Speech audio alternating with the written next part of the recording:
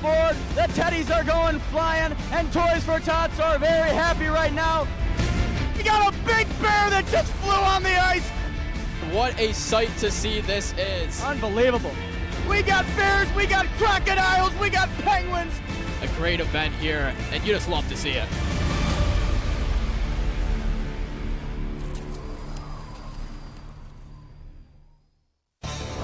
This is a production of Hockey Night in Oswego. Only on WTOP.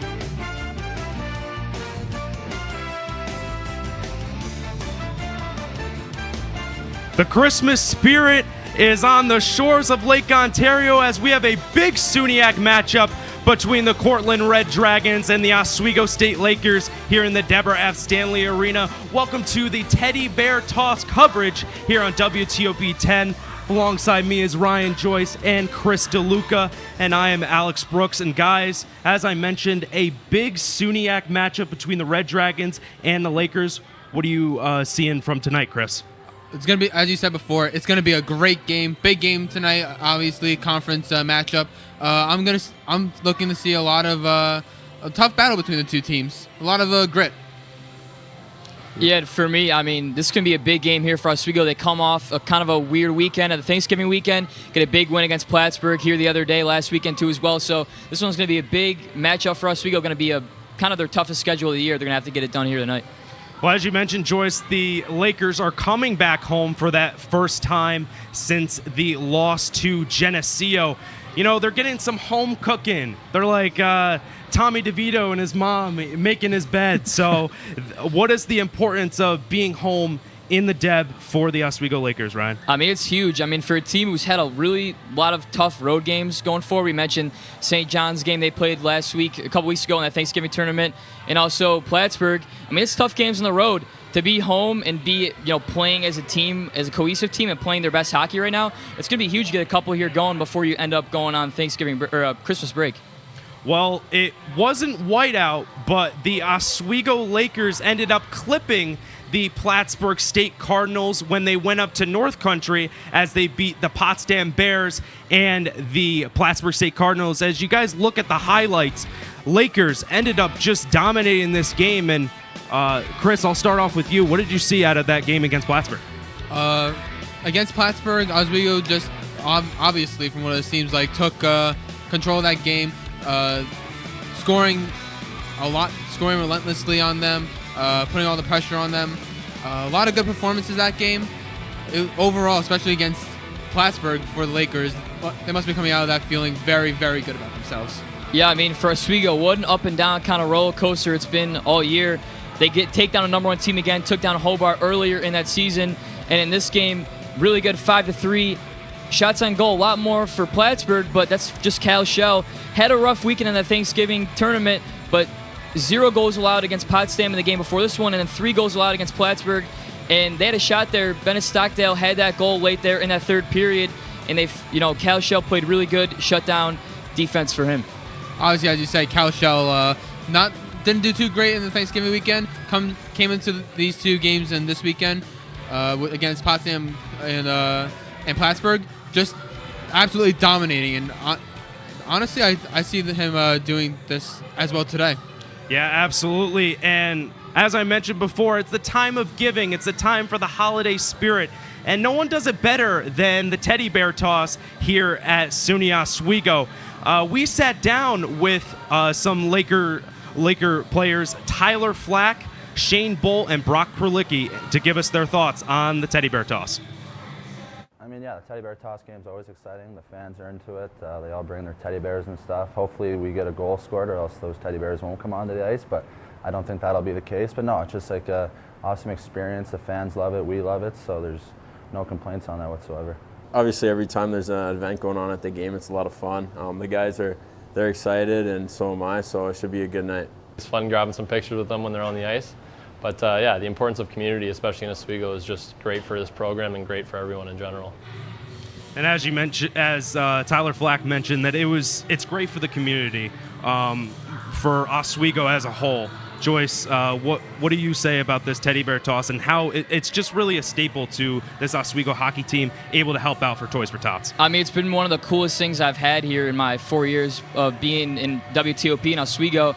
I mean, it's so good for the community, get everyone into the community, collect canned foods, winter clothes for, different people out there too as well. And just the anticipation, you're waiting for that first goal, you want to celebrate, but then you get to throw a stuffed animal out there. It's so much better just helping out for Oswego in the community, getting the crowd here up for Oswego hockey.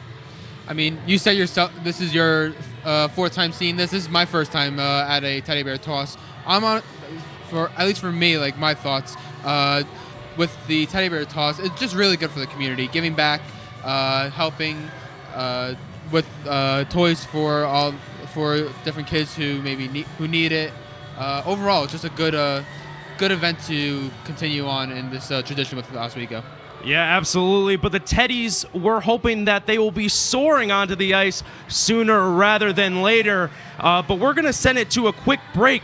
When we come back, we will bring you guys some coverage on Around the SUNYAC. We'll talk about the last time out for Cortland and the magnitude of this storied rivalry. Don't go anywhere. You're watching Hockey Night in Oswego on WTOP 10.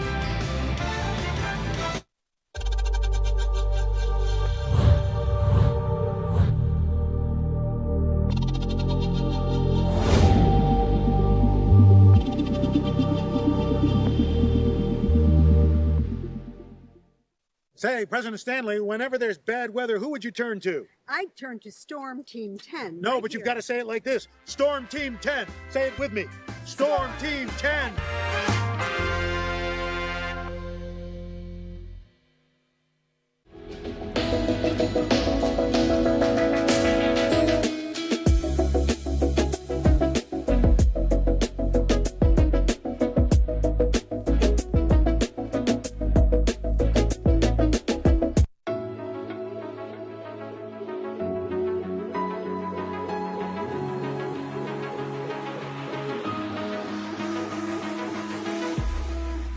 Roll it.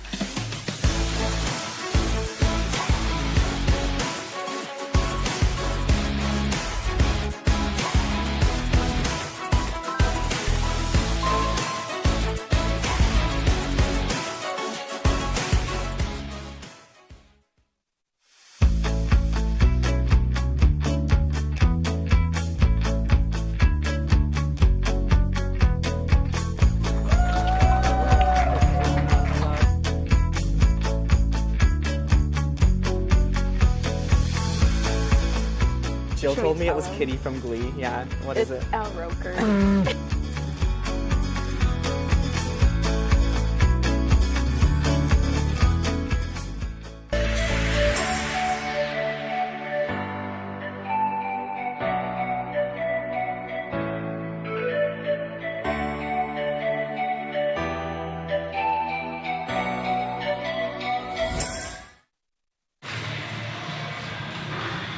And as you see, both teams are warming up here as teddy bear toss coverage continues here at Hockey Night in Oswego on WTOP 10.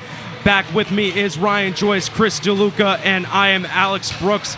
And guys, we got this big game right here, but this isn't the only game that's happening right now. Do you guys want to take a field trip?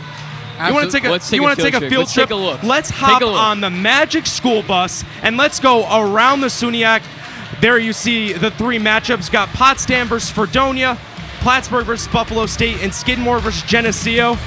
Ryan, I'll have you take your first crack on it. Which of these matchups are you looking at? I mean, Skidmore and Geneseo is going to be an incredible game. Geneseo won 4 in a row.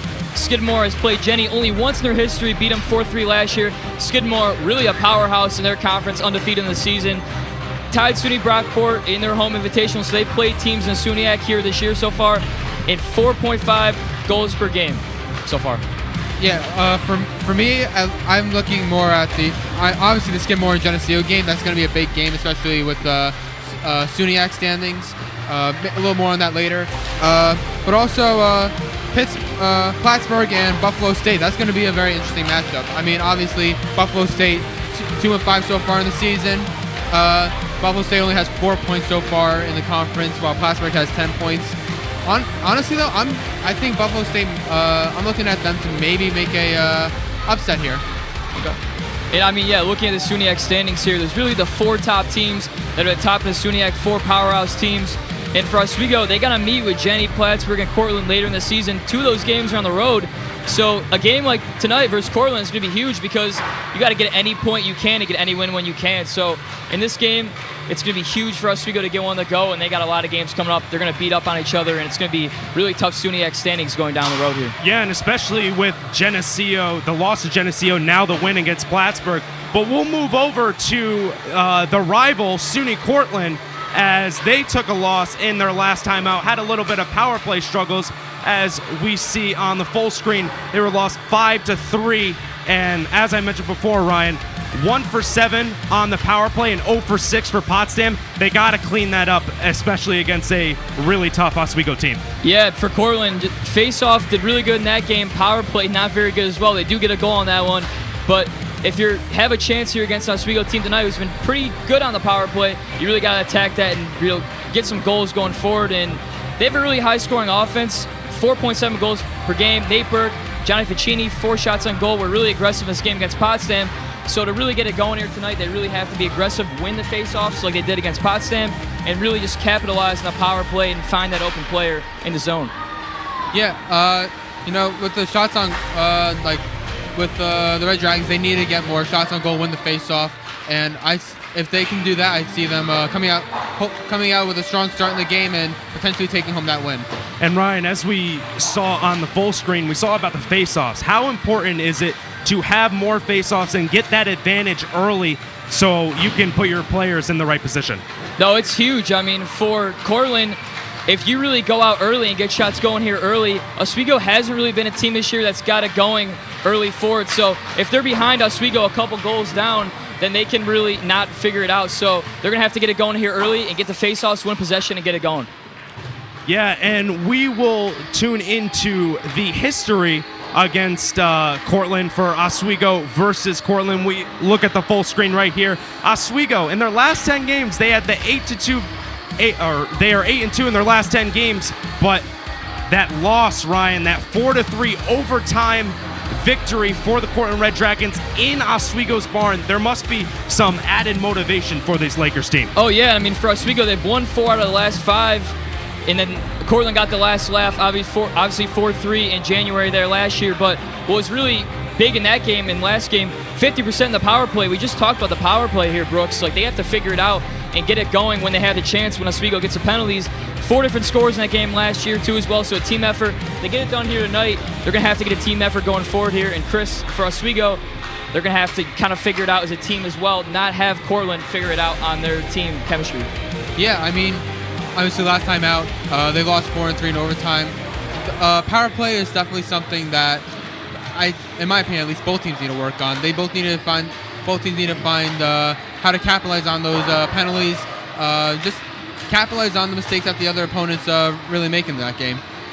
Yeah, and it has been a gauntlet for this Lakers team, guys. The Lakers had to face off against Geneseo, which they lost to the last time they were in the Deborah F. Stanley Arena, and then they went up to North Country, as we mentioned, getting 2 big victories against Potsdam and Plattsburgh up in North Country. So I'm going to ask you guys the question, is this a bigger game for Cortland to win, or is this a bigger game for Oswego to win? I mean, I would say maybe for Cortland, but I mean, every game's going to matter here in the SUNYAC. I mean, we look at top 4 teams are separated by 2 points. Every game matter. I would say even a must-win for Oswego because they've had a couple of those lapses. We mentioned St. John's and a couple games back there in the Thanksgiving tournament. They really need to get it going here, 7-4 in the season, but they also have to get it going here, win the SUNYAC games, and be impressive as a team overall. So it's going to be a big one for both teams. It's kind of a must-win for both, I would say, in my opinion. I would agree with that. You know, as you said before, top 4 teams are all separated by just 2 points. So, and every game counts in the SUNYAC, no matter what, whether it is a conference matchup or even non-conference matchups. It's always good to get that win, and especially with Oswego. Not really some great games in the past couple weeks. So, getting a win here not only I think will boost their confidence and motivation, but also boost them in the standings. So, yeah. A quick point here, Brooks. I would say for Oswego, in Cortland, it's really important to hit your stride here right now. You're kind of in that middle of the season. This is the time of year before you go to Christmas break, kind of figure it out as a team and flow more going into January and February where it's really going to matter. Most definitely. Last year, the Lakers weren't able to win on the teddy bear toss. They lost to Morrisville, but we're going to send it to break. But when we come back, we are going to throw it down to our sideline reporter, Emily Mike, and she'll talk about the roller coaster ride of a season that Oswego has had so far. Don't go anywhere. You're watching Hockey Night in Oswego on WTOP 10.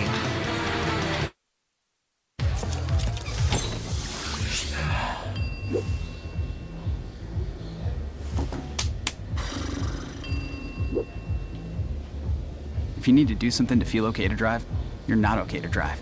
Don't drive buzzed.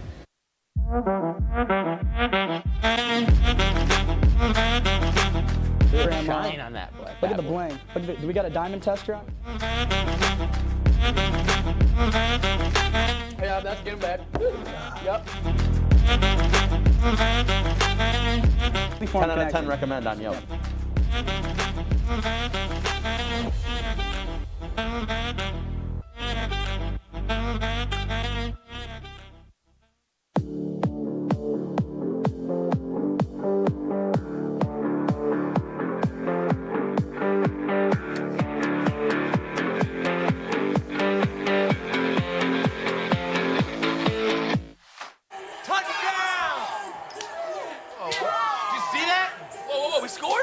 We're going to the playoffs. I can't believe I missed that. Every time I'm buzzed, I spend too much time on my phone. What? I should take your phone away. No. I'll call for a ride. Hey, why does my face look like that? I'm playing with these new face filters. Okay, you know what? Yep, that's mine. I'm gonna need that back. No. Kevin.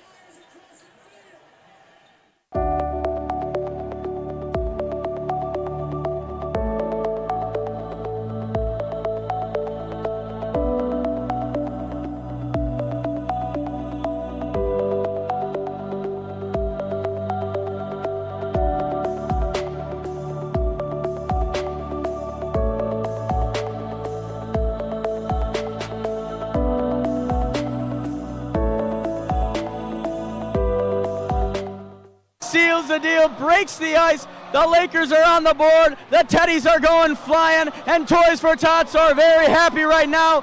We got a multitude. We got some sock puppets. We got a big bear that just flew on the ice. We got bears. We got crocodiles. We got penguins. The Bears are flying, and the Toys for Tots organization is mighty happy here tonight, Kyle. And we are back here on the pregame show. Cortland Red Dragons versus Oswego State Lakers, a teddy bear toss coverage. Ryan Joyce, Chris DeLuca, I'm Alex Brooks. What a great call by Michael Shetler and Kyle Spizak. Pro. He does it great all the time. Great guy. So much energy. Great guy.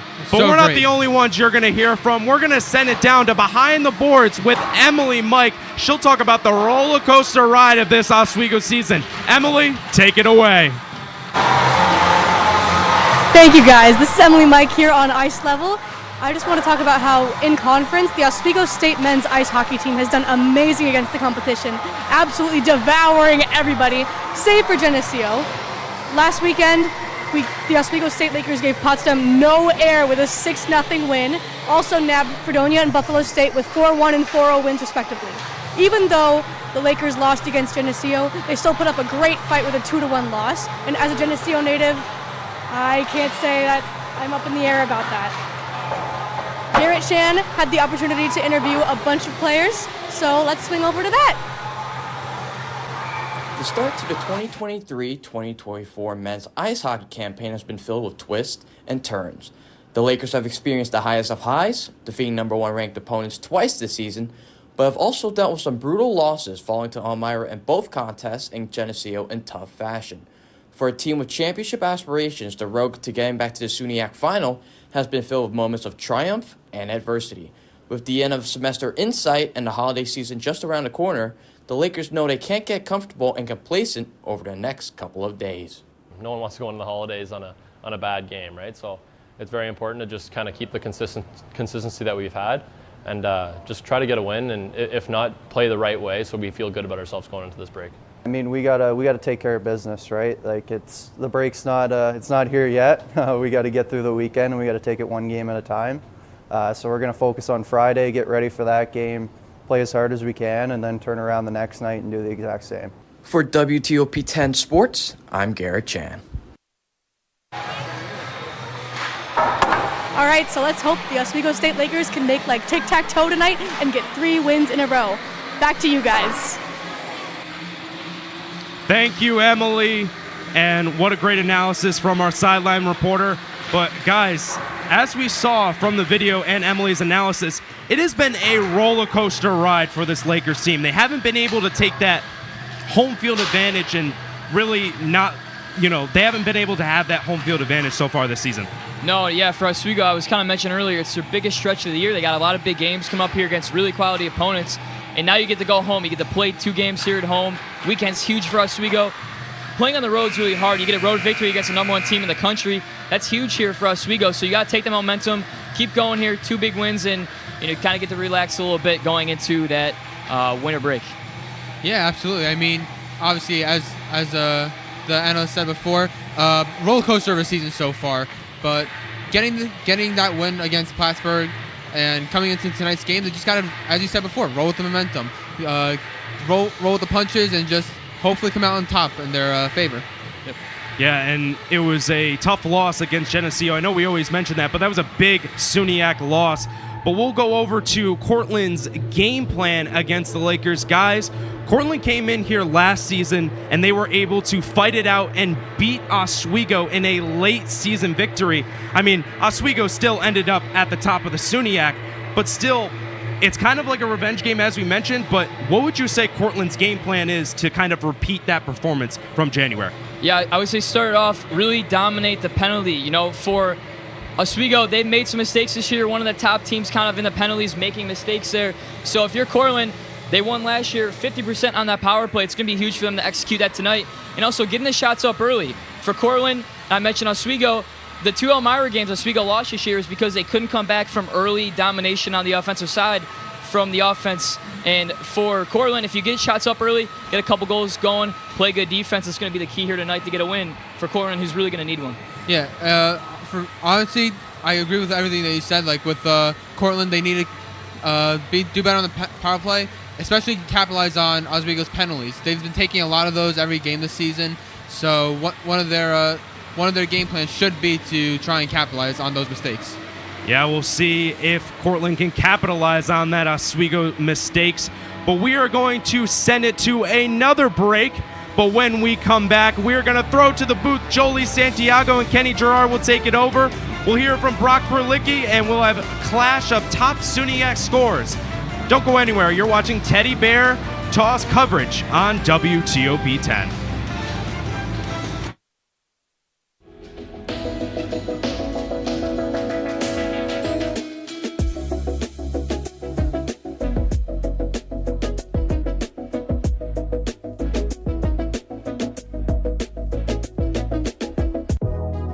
Welcome back to Major Discussion.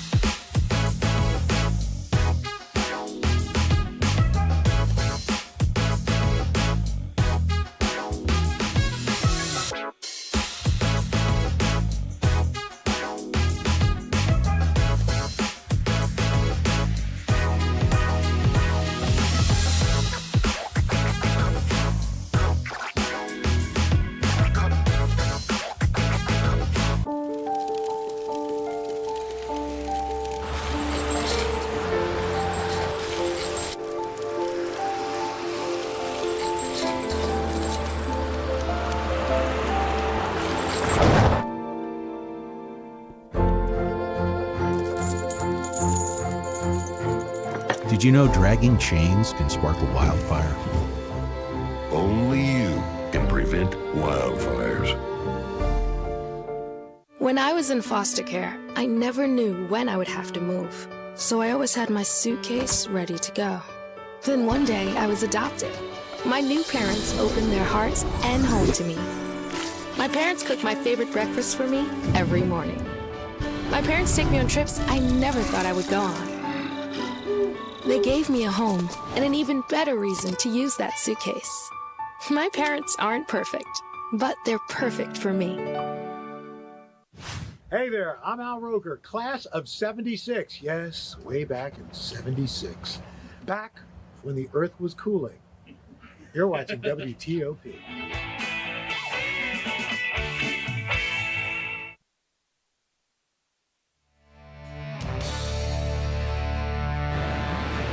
And as you see the reindeer outside, the Lakers' holiday spirit is in full force. Welcome back to the pregame show alongside me, Ryan Joyce, Chris DeLuca, and I am Alex Brooks. And this is not the only game that we'll see from this weekend, Oswego versus Cortland. We'll also have a preview of Oswego versus number 4 Utica, a big test tomorrow at 7 o'clock puck drop.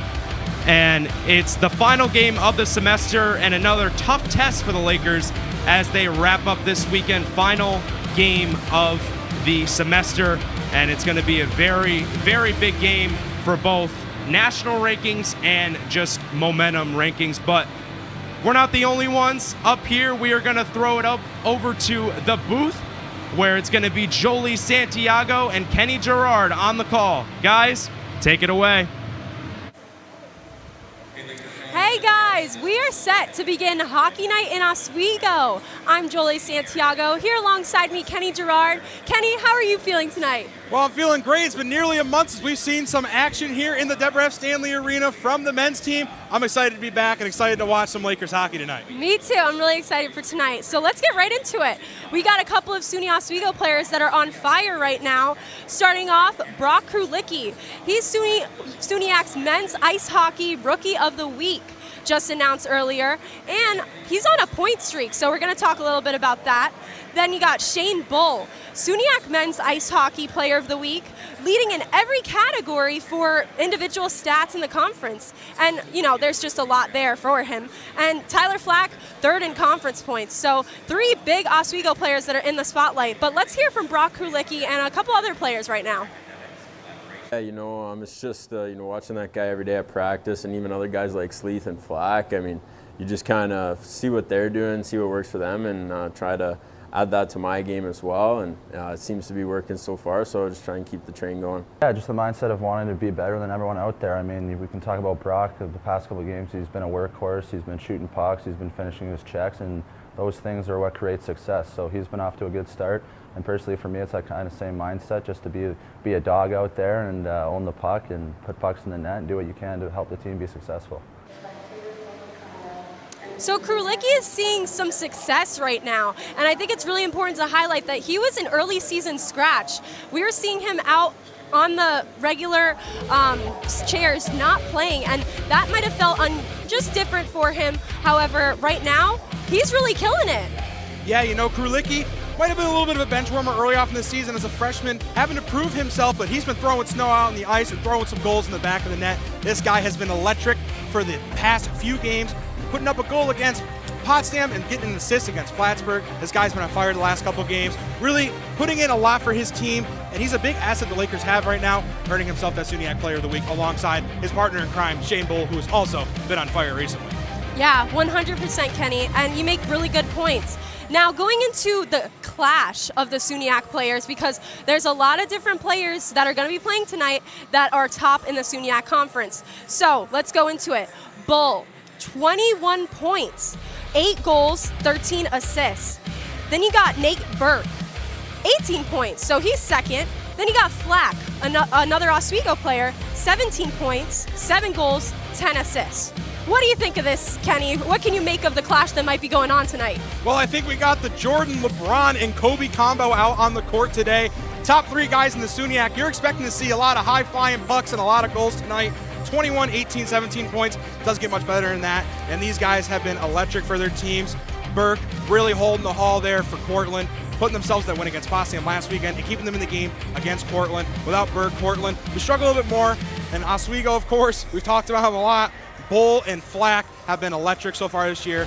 Really, really, really putting it all out there on the ice for their team and making it happen for the Lakers. Yeah, totally. And you know, we can't forget the goalies. That's the big guys of the night too. So let's not forget about them. You have two top SUNYAC goalies right now. Oswego's Cal Shell, but Cortland's Jack Rydell.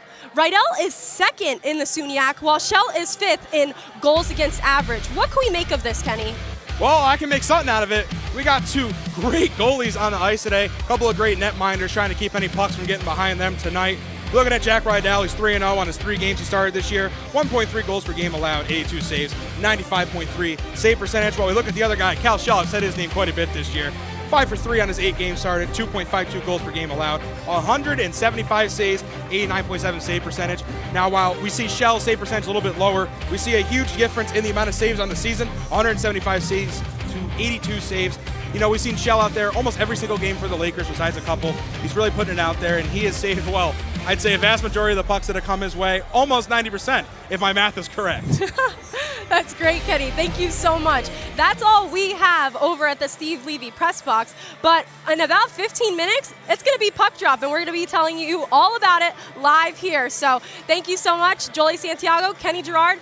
Back to you guys over after the break.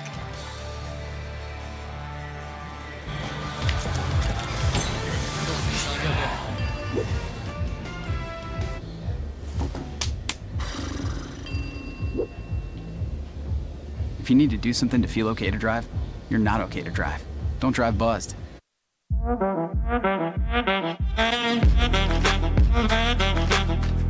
Shine on that boy. Look at the bling. Do we got a diamond tester on? Yeah, that's getting bad. Yep. 10 out of 10 recommend on Yelp.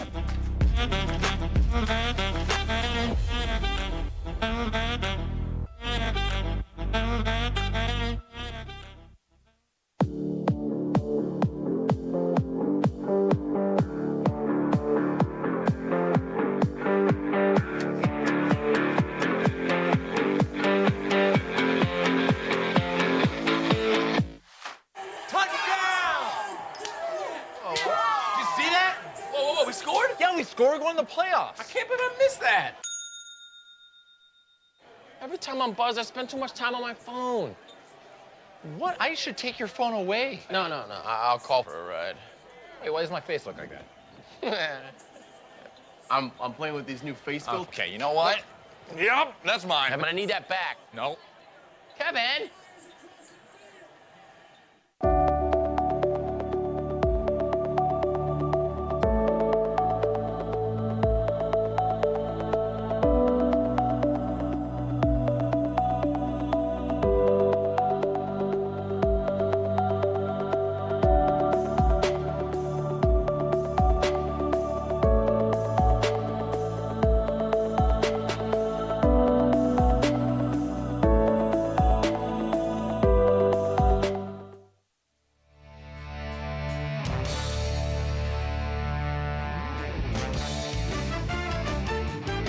Ho, ho, ho, who wouldn't know? Ho, ho, ho, welcome back to the show.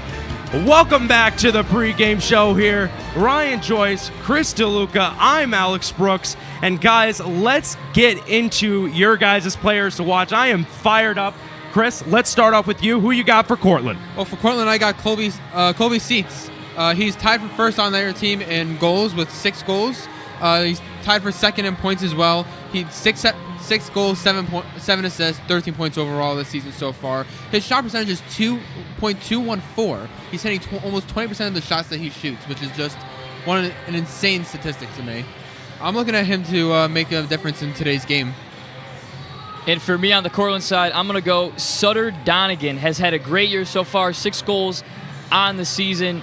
8 points in the year, 4th in the team in shots on goal. He's very aggressive, hasn't stopped being aggressive. The goals maybe haven't gone in for him, but he's been very confident. And tonight, we mentioned getting an early attack on Oswego. He's going to be one of the guys we're going to look for in that offensive zone. They get shots up really quick. And who do you got for Oswego? In Oswego, we're going to go Tyler Fleck. Great year so far from him. Experience is going to matter in this game. You got a lot of upperclassmen on the Cortland side and a lot of upperclassmen on the Oswego side. It's going to matter in these big SUNYAC games, big-time games. This year, second on the team in scoring, 5 assists in the last 2 games. He's going to make an impact and he's been scoring well in the season, and he's kind of been that main guy. Him and Shane Bull, they found each other really well in that offensive zone and have got it going. And for me, I have junior Daniel Calabufo. He ended a 3-game skid last game with a goal against Plattsburgh. He has 4 goals and 6 points on the season. Might not have been doing. He wasn't necessarily doing too great the last few games, but I'm looking at him to make a difference in today's game. And we will go into our predictions for this game. Let's see if one of us hooligans gets one of these correct. I'll start off with you, Joyce. What do you got? Oh, this is so hard. No, it's not. 4-2 Oswego. They're going to get it done here tonight.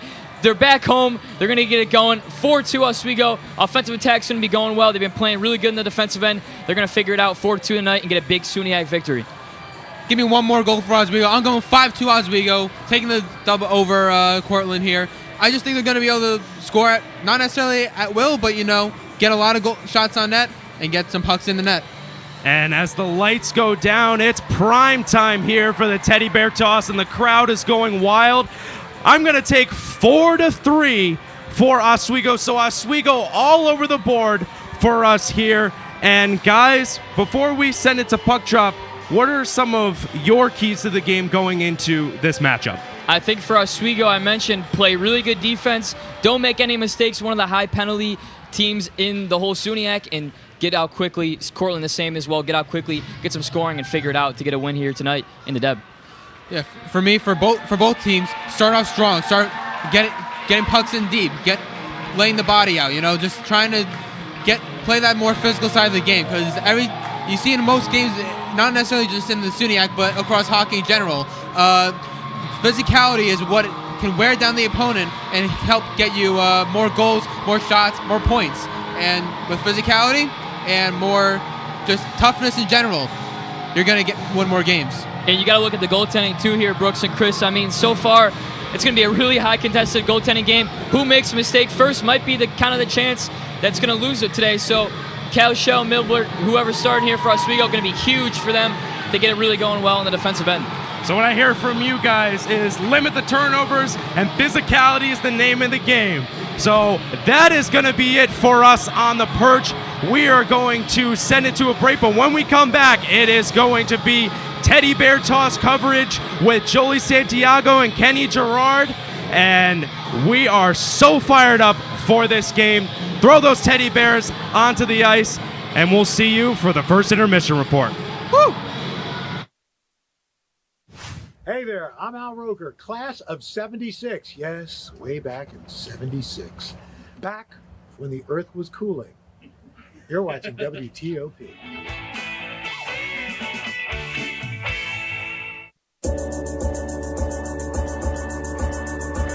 The Candlelight Show with Chloe and Anna.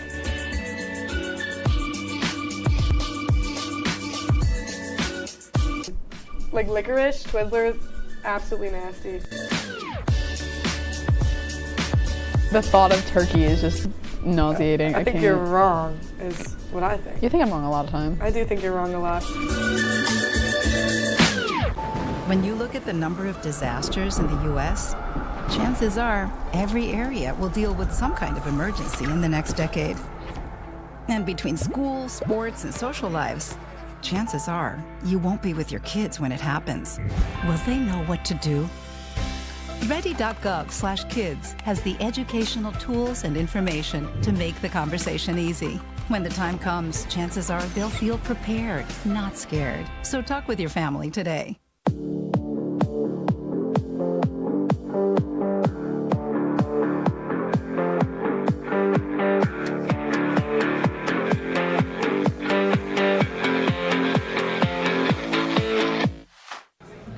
Put the keys down, Kevin. But I'm gonna drive home. There are several warning signs present that you shouldn't be driving. I guess I have really been looking for love in this dating app. Yep, I'm definitely gonna call a ride home.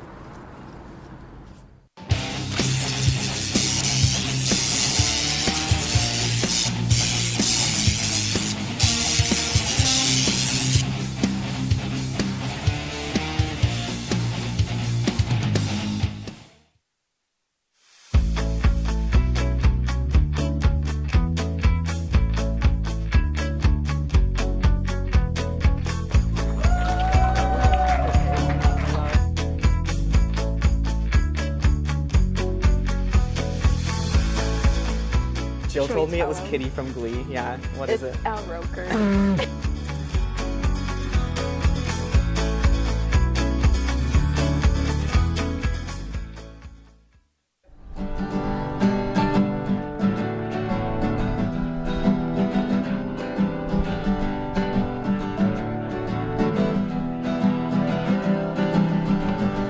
We're here for you, we're here for you. This is your channel too.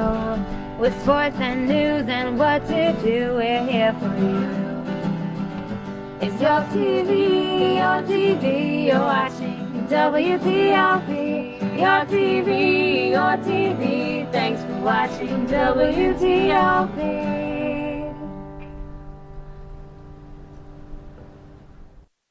What's going on? Yeah, dude, we go on at like 11:30. It's like No. What do you mean no? It's 10:30. 10:30? Yeah, it's 10:30. What do you mean it's 10:30? Hey, don't touch that. That's my ladder. Hey, man. Whoa. You know this book was already discounted 10%? Wow. Wow. Get a close up of that one. Matthew. Broadcast news. Look at that. Can we go back inside? I want to sleep in the studio again. Literally about to call the goalie. Welcome back to the Steve Levy Press Box. I'm Julie Santiago here with Kenny Gerard, and we're listening to the starting lineups right now, and they're actually ready to go. Everybody in this crowd is so excited. How are you feeling, Kenny? I'm feeling pretty good as we just heard the lineups for both teams get called. Yeah, so now let's throw it down to listen to the anthem.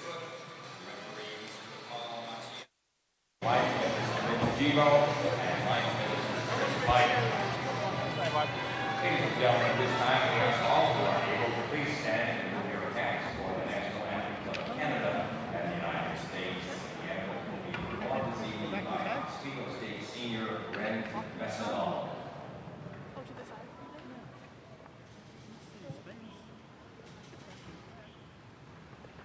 Oh, Canada,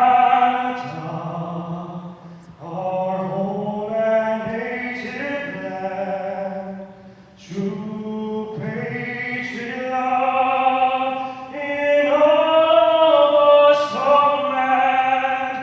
With glowing hearts we see thee rise, the true Lord, strong and free. From far and wide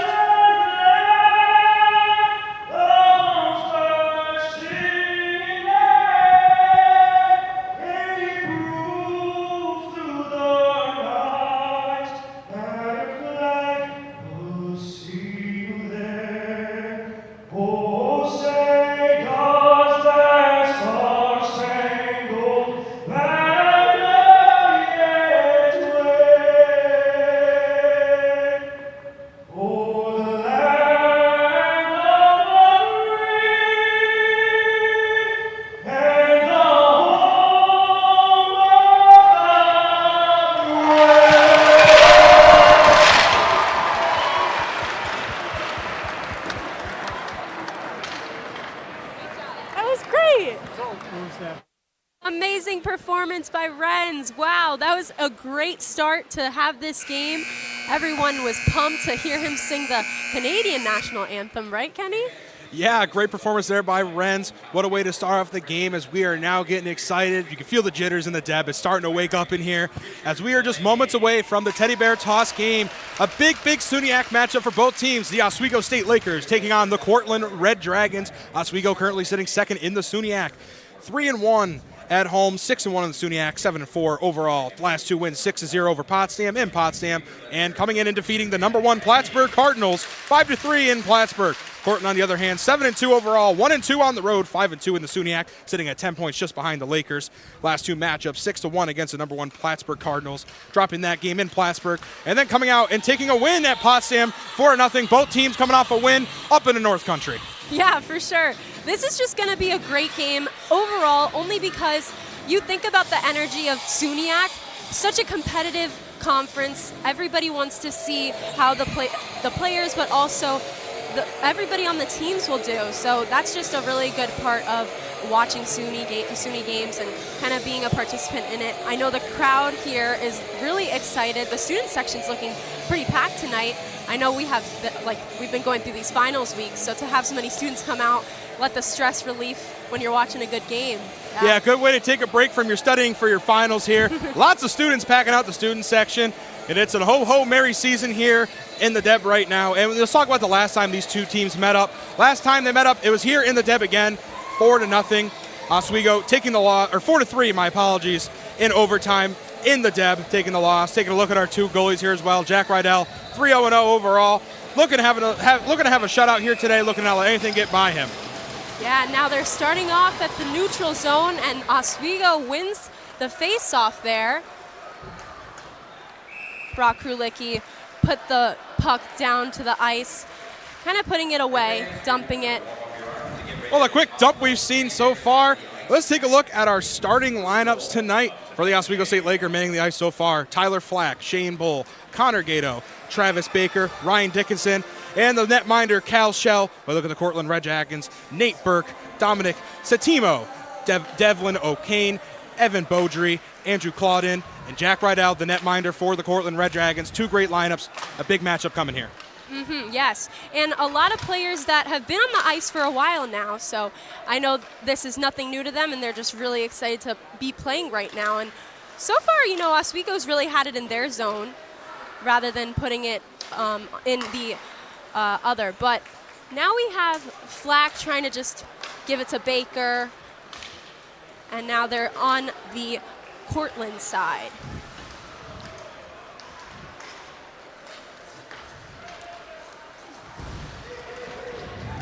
We're seeing a lot of times here right now. They're spending a lot of time in the neutral zone, switching in and out. Not a lot of time over in the Oswego zone. While a lot of time we're seeing the puck over in the Cortland zone as we see it here right now in the neutral zone. Going to get shot over to the Cortland side. We're seeing a lot of back and forth, a lot of dump and run so far early off in the game, and a lot of big hits so far. Like that one right there.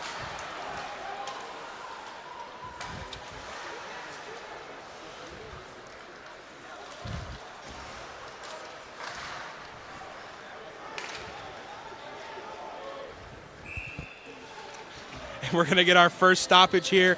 And, maybe people have been around the WTOP department a little bit, have heard of a little thing called Kenny's Keys. And, well, Kenny's got some keys right now. Let's take a look at our keys to the game for the Lakers. We're going to let the Teddies fly. They need to score first and make their names known here against Cortland. Shut down Burke's offense. Burke has been electric. Number 2, in the SUNYAC in scoring so far this year. And a big thing for the Lakers, stopping the power play, getting that penalty kill up, and not allowing Cortland to get those easy goals. Those were some great keys, Kenny. I really agree with the first one. Lakers score first, because I think everybody in the crowd wants to see that so the Teddies can be tossed, right? So Cortland has the puck in possession, but it looks like Cal Shell was able to block that off, and it hits the boards. Lakers and Red Dragons are over on the right end. Some pushing, shoving, trying to get it out.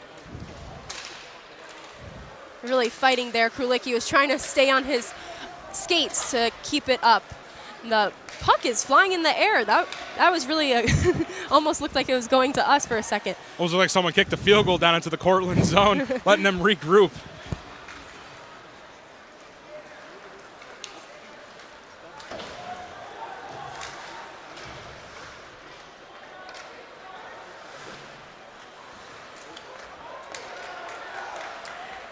So it's making its way down, and Jackson Arcan was having a lot of possession with the puck right there, and the Oswego crowd also was just like getting a little hype for a second. I think everybody's just waiting for any goal on the Oswego end. Noah Bull was trying to defend right there.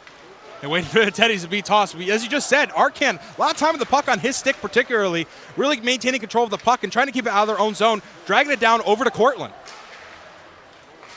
And Barrett behind the goal.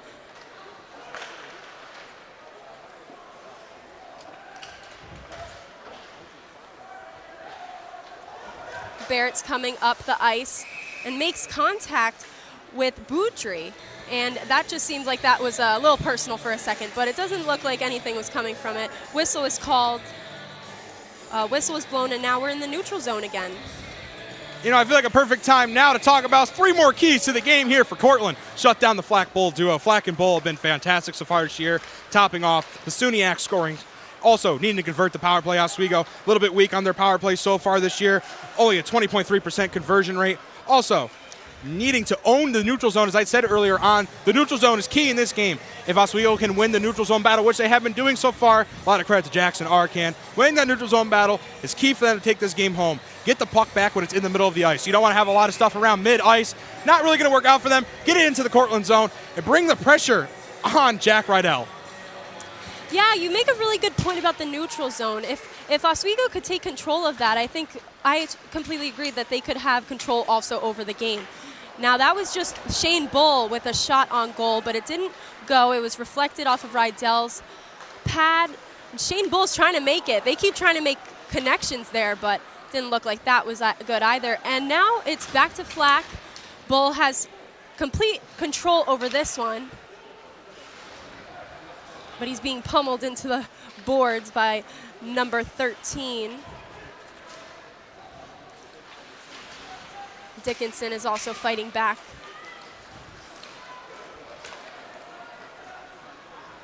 All right, so Cortland has possession of it now, kind of just slowing down, looking at the line change a little bit that's happening. And now they dump the puck down the ice, and the ref called an icing. Yep, icing will be the call there. And we got to look at these two coaches here. Ed Gosick, a longtime coach here of the Lakers, a fantastic coach. Well, we have a little fun fact for you now. Cortland's head coach, actually, 3-year assistant coach here in Oswego. And he was the program's primary recruiter for the 2007 national championship season. You got to think this guy's got some good taste over on his bench. Yeah, no, for sure. Really being able to seek out who's the best of the best and bring them into their program. Really good point that Coach Cardarelli can do for his team. Another face-off. It looks like Oswego won that one. Yep.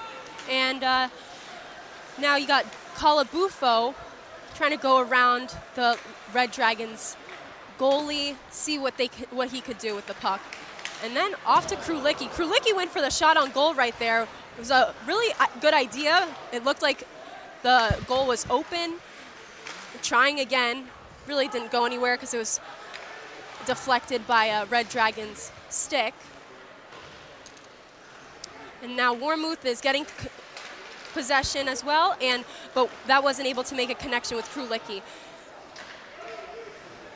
Now Seitz had the puck and was able to just kind of dump it away, give them time to change out their line. That was a misread by Buffaline on the Red Dragons. And Shell came out of the goal to kind of just see what was where the puck was going to go and give it to Warmuth. Looks like Simons is really trying to make a move, but nobody was there to help him. Simons has 3 Red Dragons with him, just trying to see where they could put the puck.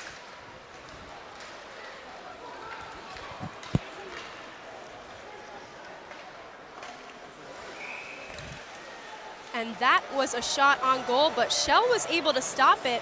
That was Sutter Donegan, who was not able to make that connection into the back of the net. So the whistle has been blown, and they're just going to adjust now. Well, as the saying goes, close but no cigar there for Cortland. And Cortland finally getting some time in the Oswego zone. We haven't seen much red down here by the white. And, you know, it's been a lot of time over in the Cortland zone. We've seen Oswego pressuring up, playing good, having great gap control so far. Good on the forecheck as well. Good all around to start off this game. Spending a lot of time over down by Rydell. Yeah, Cortland has made 3 shots and Oswego has made 2. So Anna coming down the ice quick with a shot on goal, and Shell clips it right in his hand. Yeah, that was a really good stop by Shell right there. Almost looks like a catcher in baseball there. Exactly. Going to put the glove up there and snag it away, the mitt, whatever you want to call it. All that matters, Shell gets another nice save for him and puts another save on the board with Cortland leading the shot total so far, 4-2 over the Lakers. For sure. Noah Bull is trying to stay on the puck, make sure no offense is going to it, but that is a goal for Cortland. That is the first goal of the night, and that's not where Oswego wants to be right now. No, that's not exactly what Oswego was hoping for there. As we're going to see Nate Burke, one of the players we seem to watch, obviously leading the SUNYAC in the top 3 in scoring, and he shows it right there. He's going to put Cortland up 1-0. Take a look at the replay here of the goal. Just comes in, beautiful play, sneaks it by Shell. You don't see that very often from Shell. Nate Burke coming in, showing what he's made of right now, coming in, putting Cortland up 1-0 over Oswego. And we do have a quick score update as well. A little bit of an upset in the SUNYAC. Buffalo State currently up 2-0 over the number 2 Plattsburgh Cardinals in the SUNYAC. A very surprising matchup over in the North Country. Yeah, this puts Nate Burke at 19 points in the SUNYAC, so that has him just 2 away from Shane Bull now. So the game continues. The puck went through and got through Bala, and Shell was able to block those 2 right there. Oswego's trying to defend, and now they're turning into the offense. It looks like Shane Bull is putting pedal to the metal, but is not there, and it looks like there could have been a call somewhere there, but it looks like Oswego is just trying to stay on their feet right now. Yeah, don't focus on the pass for the Lakers. Keep it moving, keep it rocking and rolling, and try to get it going so these teddies can go flying in the arena. Kerr Costas was skating down to the Oswego area, and now they are just fighting over in front of the goal, but Oswego took possession back. That's Barrett skating down, passing it to number 10, Calabufo, and it's another stoppage. And that's why we compare these goalies early on. Jack Rydell showing himself a little move that we just saw from Shell. A little bit of that baseball catcher save. Up and in, snags it. Not letting it get behind him. Great save there by Rydell to keep the score 1-0 for Cortland. And right now, Cortland slicing and dicing the Oswego defense, while Oswego's defense is tending to lack. Not crashing in on the net. When you see Cortland crashing in down towards the goalie, allowing some opportunities while Oswego's defense tends to be lacking. Not maintaining good gap control, and really not allowing a lot of opportunities for their teammates and making Shell have to play a hard game. 7 shots here with 12:20 to go. Not the number that the Lakers want to see this off early.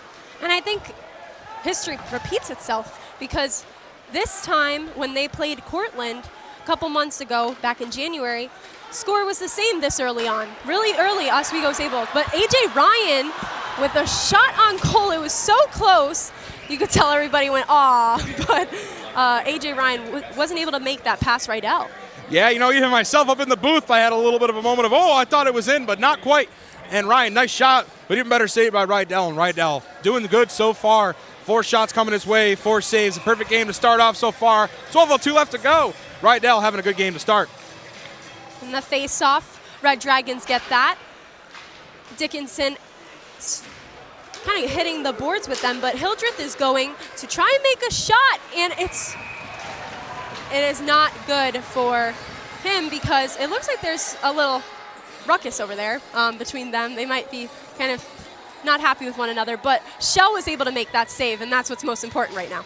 A little boxing on skates there, a little action early on. As you said, it's a high stakes matchup between these 2 teams, both fighting for places in the SUNYAC.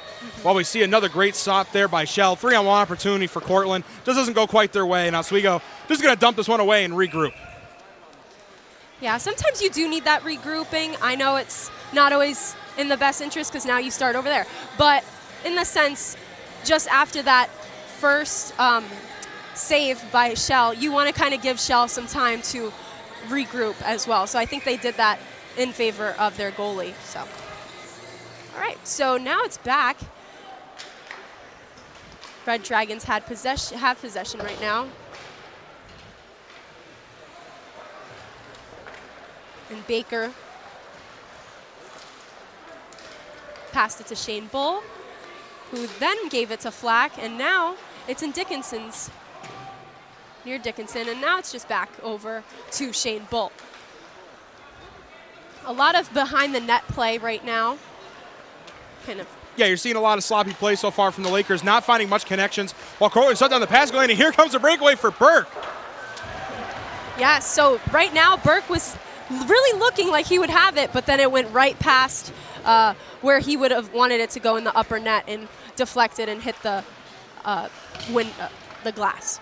Nate Burke was looking to just inch one more point closer to Bull, as now the matchup sits. Shane Bull first place with 21 points. Nate Burke with 19.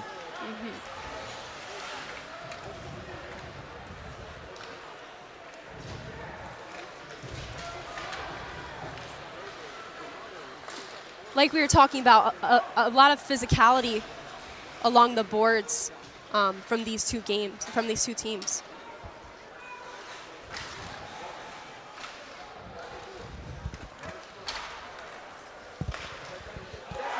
And it's a goal by Red Dragons, and it really snuck in the net right there by number 24. Wow, you wouldn't really see it often from your extra coming out on the ice. Adrian Pistosky coming out there and saying, hey guys, why am I an extra? Put me in a line. And Pistosky making the best of his opportunity. You don't really see those often, but here comes a moonshot from down over by the blue line. Sneaks over Shell. Looks like he caught Shell sleeping a little bit. Taking a nap, but Pistosky not going to let him sleep, not going to let him rest. Cortland goes up 2-0 early on, 10-16 to go. Also winning the shot goal contest right now. 9 shots for Cortland, 4 for Oswego. And Shell trying to look for some help from his defense. Not seeing much coming. The passing lanes wide open right there. Almost like Santa coming down. Santa laying off the North Pole.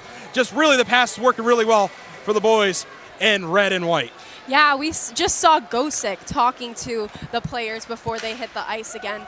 Really just probably telling them to regroup right now, but it's back on the ice, and looked like the Red Dragons took that, but Lakers have it back. And Sleeth down and trying to put it away and was not able to, but 2-3 players just hit the ice really hard. Everybody was took a step back from that, but they're back in.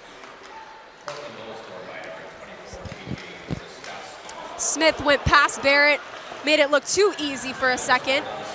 Now Boudry has the puck, and Francis took control, and now it's back to Oswego Lakers.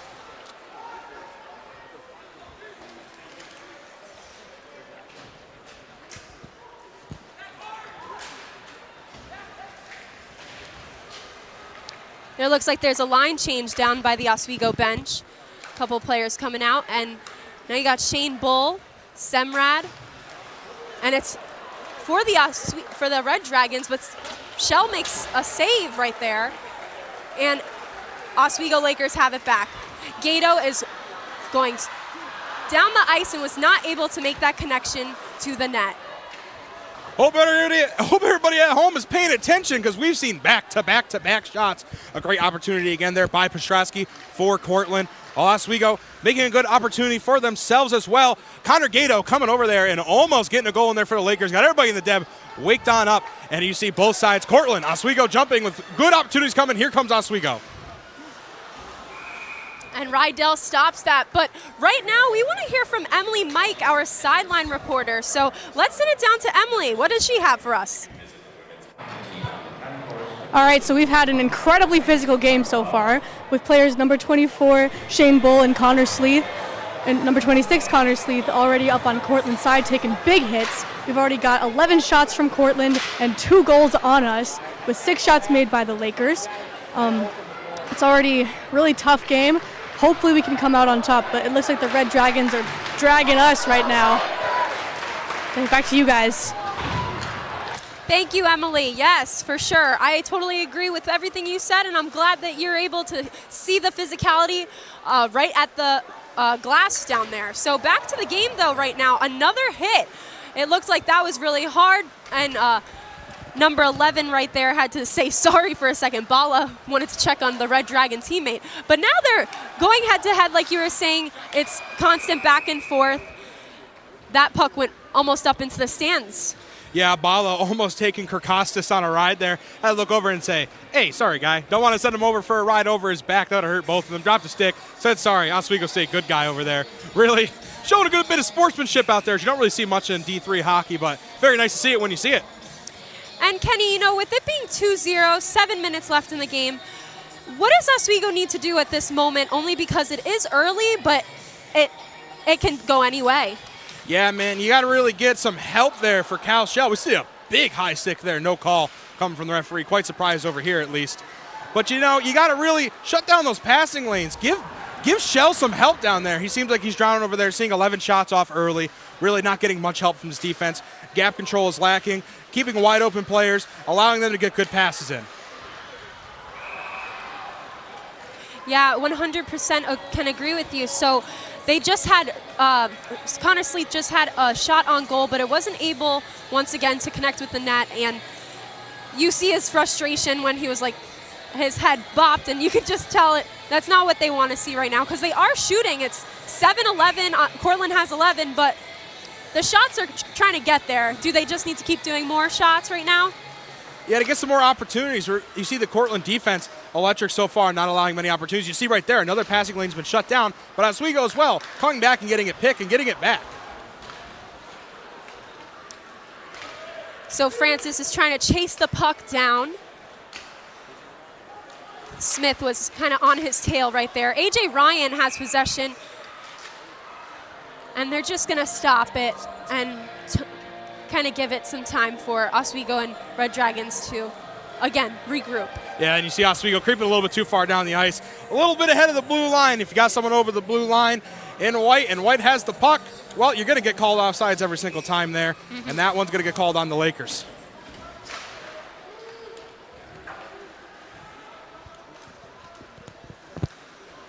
So Red Dragons are taking control there, but really stopped at that moment. Dickinson with the puck. And another icing for Oswego Lakers. Well, yeah, it looks like the Lakers are looking for answers here, not seeing much coming their way. And, the Lakers got to control what they can control, but there is one thing on this ice that they cannot control, and that's Jack Rydell. Jack Rydell been lights out so far in this game, not allowing anything to get by him. Even when his defense breaks down, Rydell is there to stop the puck. Well, Shell's doing a good job of that as well, not getting as much defensive help from his Lakers. So Dickinson with the pass back to Gato. Gato trying to find Bull, but Bull wasn't exactly there. Flack had passed it over. Kind of some physicality over on that end there. Flack stopping number 17 for the Red Dragons, John Kuhl. John Kuhl did not know where that puck was.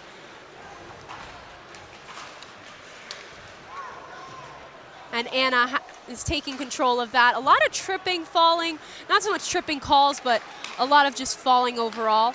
Warmuth with the pass. It looks like it just hit Red Dragon, and they're fighting for it over at the boards. Somebody's trying to make a breakaway to get it out of the Oswego zone from the Red Dragons, but now McQuaid has possession of it and goes, but it's no good. Lakers were getting pumped for that one. I heard it all from the crowd in the student section. Yeah, Cortland was looking for a call, especially Kirkostas. Again, having someone go over his back. Not sure what it is with him tonight, but the Lakers getting a good breakaway there, and just Bull couldn't capitalize, flicks it up a little bit too high, and you're not going to make it up there. He's aiming for the wrong net, unfortunately. I have to say, the energy just feels really low right now. Looking down at the Oswego bench, they don't seem motivated right now to kind of put something up on the board. I think they're feeling defeated, but the game isn't over at all. No, that's right. You definitely got to get back into it. You got to remember you just came off a huge win from the #1 team in the country. Here comes Oswego with a breakaway here. Connor Sleeth took a step back. Calabufo with a shot on goal, and it wasn't good. Connor Sleeth kind of getting behind on the board once again. And Cortland Red Dragons trying to make a move. Sleeth. And it's back to Warmuth. Warmuth's trying to show direction. And Rydell jumped up from his knees to make sure that he caught the puck.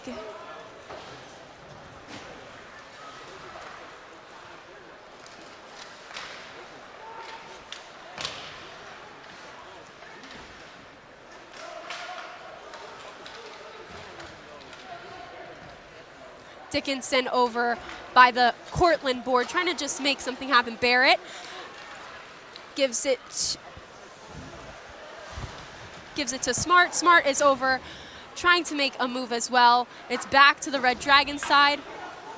And it looked like Burke kind of used the glass to get the puck off of the ice and to hit that. I mean, sight, my bad.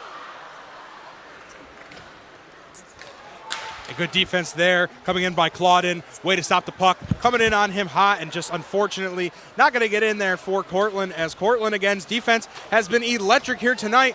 And there's been one guy on the ice that's definitely making a huge impact. I usually say Cal Shell a lot in these broadcasts here, Jolie, but tonight I'm saying a lot of Jack Rydell. Rydell has been great for Cortland. And, you know, something I didn't even notice, but I was just thinking about. We got a battle of Christmas here. We got the green versus the red, the Christmas trees and the ornaments. Yes, that is true. I can understand what you're saying, though, about Jack Rydell making a wall for Oswego Lakers, and it's causing frustration. And Shane Bull slid right before the Cortland Dragons to try and see if he could cut off and make a play, but it just wasn't there on time. And now it's back in the Oswego zone. Red Dragons are trying to make a play, a couple of substitutions now. Hildreth is in, trying to stay back in the neutral zone. He has his eyes on Shane Bull for sure.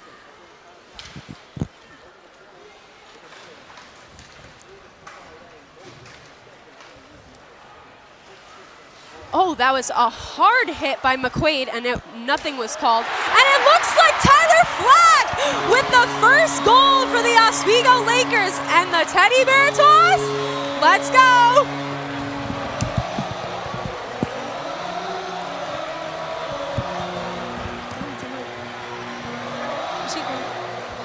And here come the Teddies. Oswego gets on the board, and look at the ice. Here comes another teddy bear over into the sin bin. Oh, someone trying to make a shot. I threw one up here from in the press box, and I almost hit a referee. But here they come. A big teddy bear over the ice, and there he comes in. What a teddy bear. A great cause here. As well, we see a couple giant teddy bears. Here comes a panda. Wow, we got a lot coming on the ice, and here they come. Still coming from the student section. Just trying to get it over the net, and they can't quite do it.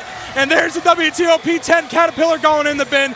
A great, great thing here for the Lakers. We take a look at the replay here. A little bit of a messy play, and they just pick it up and get exactly what they need to bring this game to 2-1. We see a Squishmallow on the ice. Actually, I see quite a few Squishmallows out there. And as well as this being fun, Jolie, this is for a great cause. Yes, 100%. Toys for Tots, everything that they put into this will be given to kids, and that's really why a lot of people are here today. They bought a stuffed animal strictly for this game and threw it out on the ice. Now people are helping put them into the bins so they can be given away. Many people in the stands are parting way with their stuffed animals, but these stuffed animals going to a good cause for the families in need around this Christmas season here in Oswego. Over to Toys for Tots, always a great drive. You see the drives at our basketball games here. You go over to the Oswego Firehouse, you'll find yourself a bin for Toys for Tots. And we have another great way of doing it here as more students continue to throw and just can't get over the ice. We're not seeing a lot of baseball players out there in the student section, Jolie. You should have saw my throw. I hit Shane Bull down there. I had to pop the headset off and pop off the pinky ring. Didn't really want to send over a pinky ring onto the ice. And, you know, part ways with our teddy bears and send them over to Toys for Tots, a great cause. We're seeing a huge, huge, huge set of bins here. 1, 2, 3, 4, 5 moving carts heading over with teddy bears, a great cause again for Oswego. A time and time great tradition, and it's always great to be here in the Deb when you see the teddy bears go flying.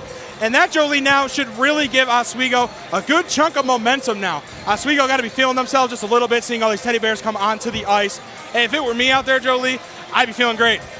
I completely agree with you because I would feel great. I feel great right now. That energy that just came about the teddy toss is amazing. I feel like the whole crowd just became electric. It has, as we hear Sean Kingston, 911, there's a fire on the dance floor. No, there's not. There's teddy bears on the ice. Anybody listened to me before, they heard me say that before. I might be repeating quotes here. I'm running out of things to say, Jolie. That's great. So Shane Bull is making his way down the ice. Tyler Flack trying to get the puck back. Maybe a second goal of the night.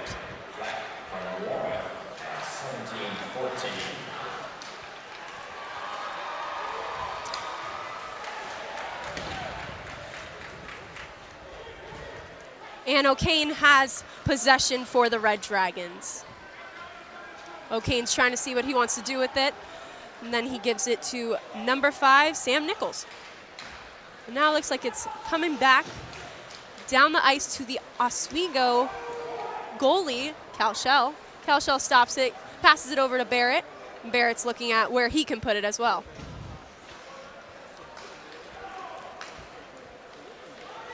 It's a lot of behind the net movement like we were saying earlier, Kenny. How does that kind of impact play? Well, it doesn't impact for the good for the Lakers, that's for sure. You know, you got to get the puck in front of the net and in the net to score. As you see Cortland really just dump it back out and make a play happen while Oswego's not really able to do that. See another shot by Cortland. Oh, boy, here it goes again. And the goal is in there for Cortland. That was Burke once again. And that was also an assist by Evan Bowdry. Cortland Lakers right now, Cortland Red Dragons right now are really finding themselves just putting it in sneaky spots. And apparently Nate Burke, a big fan of teddy bears here, as we're going to take a look at the replay after the teddies are tossed. He decides, let's quiet up the Dev a little bit, shoot it in behind Shell. Third goal to get behind Shell tonight. He's 3 for 13 on his saves tonight, not his best night so far. Also hoping for some help from his defense as Burke now inches just a little bit closer to Shane Bull as we take a look at the top 3 again. Bull with 21 points and Burke now with 20, followed by Flack with 17. Wow. Something to really put on your highlight reel is that you just made 2 goals in the first period with, now there's 19 minutes. It was just 19 minutes that he was able to do that in. But there is 1 minute remaining. A lot of movement in the area in the defending zone right now. And a slap shot just down the ice, but it's making its way near Ryan Dickinson and Arcan.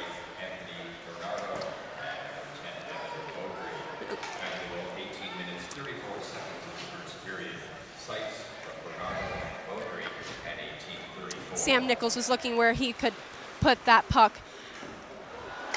But that was a save by Rydell. That would have been just no words sometimes, because that would have been amazing if that went in. Everybody was already up from their chairs at that point. But that was saved by Rydell once again. Yeah, we see Cam Simons coming in down here, getting the nod tonight to be in the 4th line for the Lakers. Shot comes in, and, well, I'm saying his name all night. Rydell only letting 1 shot by on 12 compared to Oswego's 3 shots let by on 13. Rydell having a night as another shot comes by Gato. They all look so close, too. It's like it's off by a hair. In the remaining seconds, Tyler Flack puts it up, and it's no good. And that will do it for the first period of Oswego Lakers versus Cortland Red Dragons.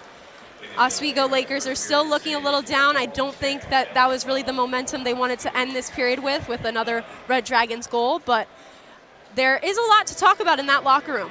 Yeah, there's plenty to talk about in both locker rooms. Cortland right now, you know, I'm not really the greatest guy at math, but I am good enough to tell you that Cortland right now is on pace for 9 goals in a game, a huge margin they could hit to if they continue to get 3 goals per period, while Oswego only on pace to 3. And, well, Jolie, my math I said isn't great, but 9-3 looks like a victory for the Cortland Red Dragons. So if you're Oswego now, you go into the locker room and you got to say, hey, guys, what are we going to change now? They really got to begin to shut down those lanes. They are allowing a lot to get by them. They're leaving wide open passing lanes. Their gap control is not as great. We talked about the teddy bear toss. We talked about shutting down Burke's offense. They have not been able to do that. And no power plays yet. Actually, quite surprising. I didn't even notice that. There have been no penalties from either side. Yeah, and do we completely agree with that? I think the physicality was looked over a little bit, maybe because of the score or maybe because of just the referees not seeing it. So I think that was very surprising, like you said.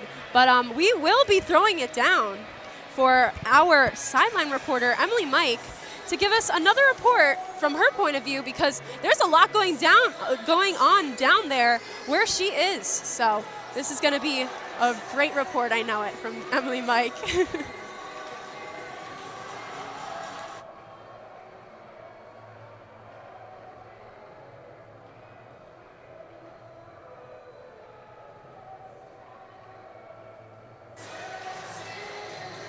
Yeah, so these little Lakers are actually playing right now. We're gonna wait till Emily can get her technical difficulties done.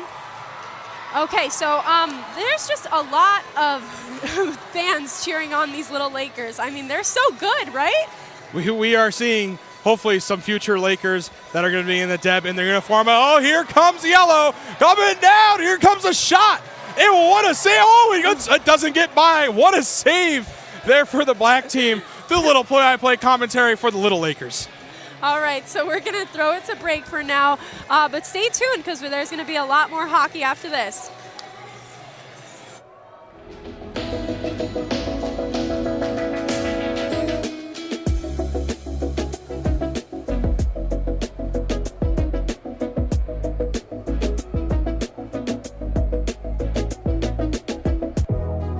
Welcome back to Make Your Discussion.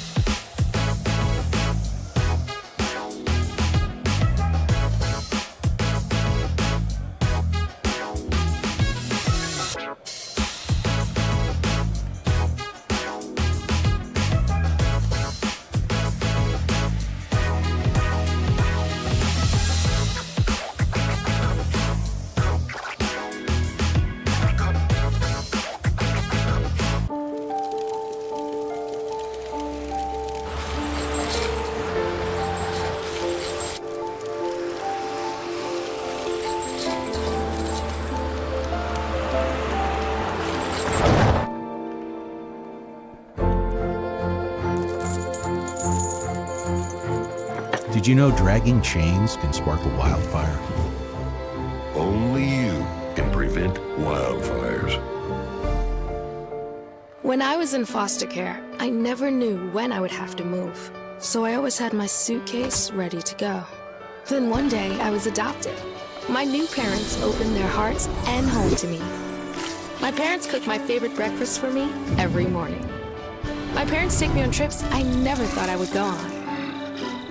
They gave me a home and an even better reason to use that suitcase. My parents aren't perfect, but they're perfect for me. Hey there, I'm Al Roker, class of 76. Yes, way back in 76. Back when the earth was cooling. You're watching WTOP.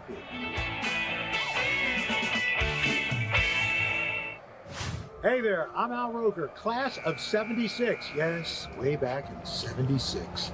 Back when the earth was cooling. You're watching WTOP.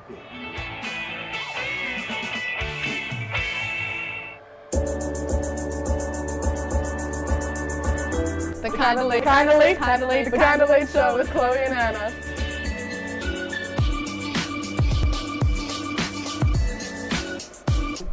Like licorice, Twizzlers, absolutely nasty. The thought of turkey is just nauseating. I think you're wrong, is what I think. You think I'm wrong a lot of times. I do think you're wrong a lot. When you look at the number of disasters in the U.S., chances are every area will deal with some kind of emergency in the next decade. And between school, sports, and social lives, chances are you won't be with your kids when it happens. Will they know what to do? Ready.gov/kids has the educational tools and information to make the conversation easy. When the time comes, chances are they'll feel prepared, not scared. So talk with your family today.